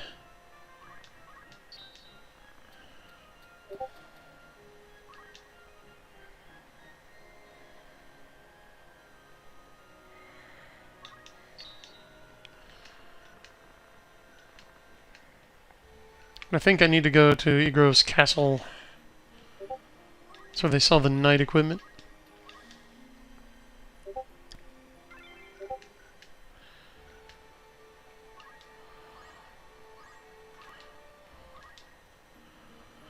I'm not particularly interested in grinding in any random encounters, so I'm gonna save between each blue dot. Oh, good. Did not get any random encounters.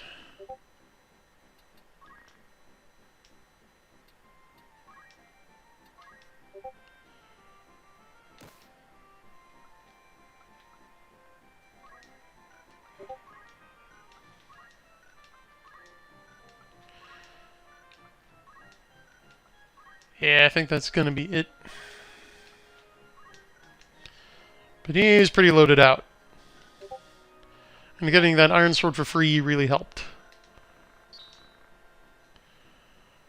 And his equipment alone was as much as everyone else's combined and a little more. I mean, it costs a lot to outfit a knight. Hmm. I imagine it takes a little bit of grinding to get to. Luckily, we did that, or I did that off stream, so I've got $5,000 in war funds right now, so I'm okay. Mm-hmm. Oh, also I can sell some surplus. Sold a longsword. Okay. I think that'll do it for Final Fantasy Tactics for tonight. We'll pick it up with the Rat Cellar in the Zeklos Desert tomorrow. But right now, I'm going to take another look at chat.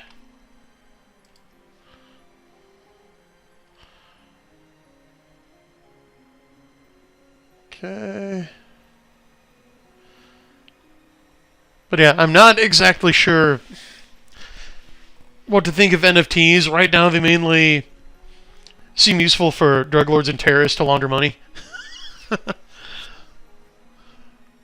But I don't know. It strikes me there's just one more thing for, to turn into investments. Yeah, I don't know. I've heard it described as this generation's pet rock. So some people are saying it's a fad. I don't know. Well, time will tell. Oh, Yeah. by the way, if anybody noticed an increase in video quality, the PlayStation 2 S video cable I ordered showed up. So this is the first game that we played with that new cable. Before we were just using regular composite cables. And yeah, I'd actually been running the SNES with Final Fantasy IV. I've got the SNES S-Video adapter, and that markedly increased the picture quality. I think it made an even bigger jump on tactics. Like if you go back and watch even the previous episode and this one, you can definitely tell we've got a lot better fidelity and color and definition here.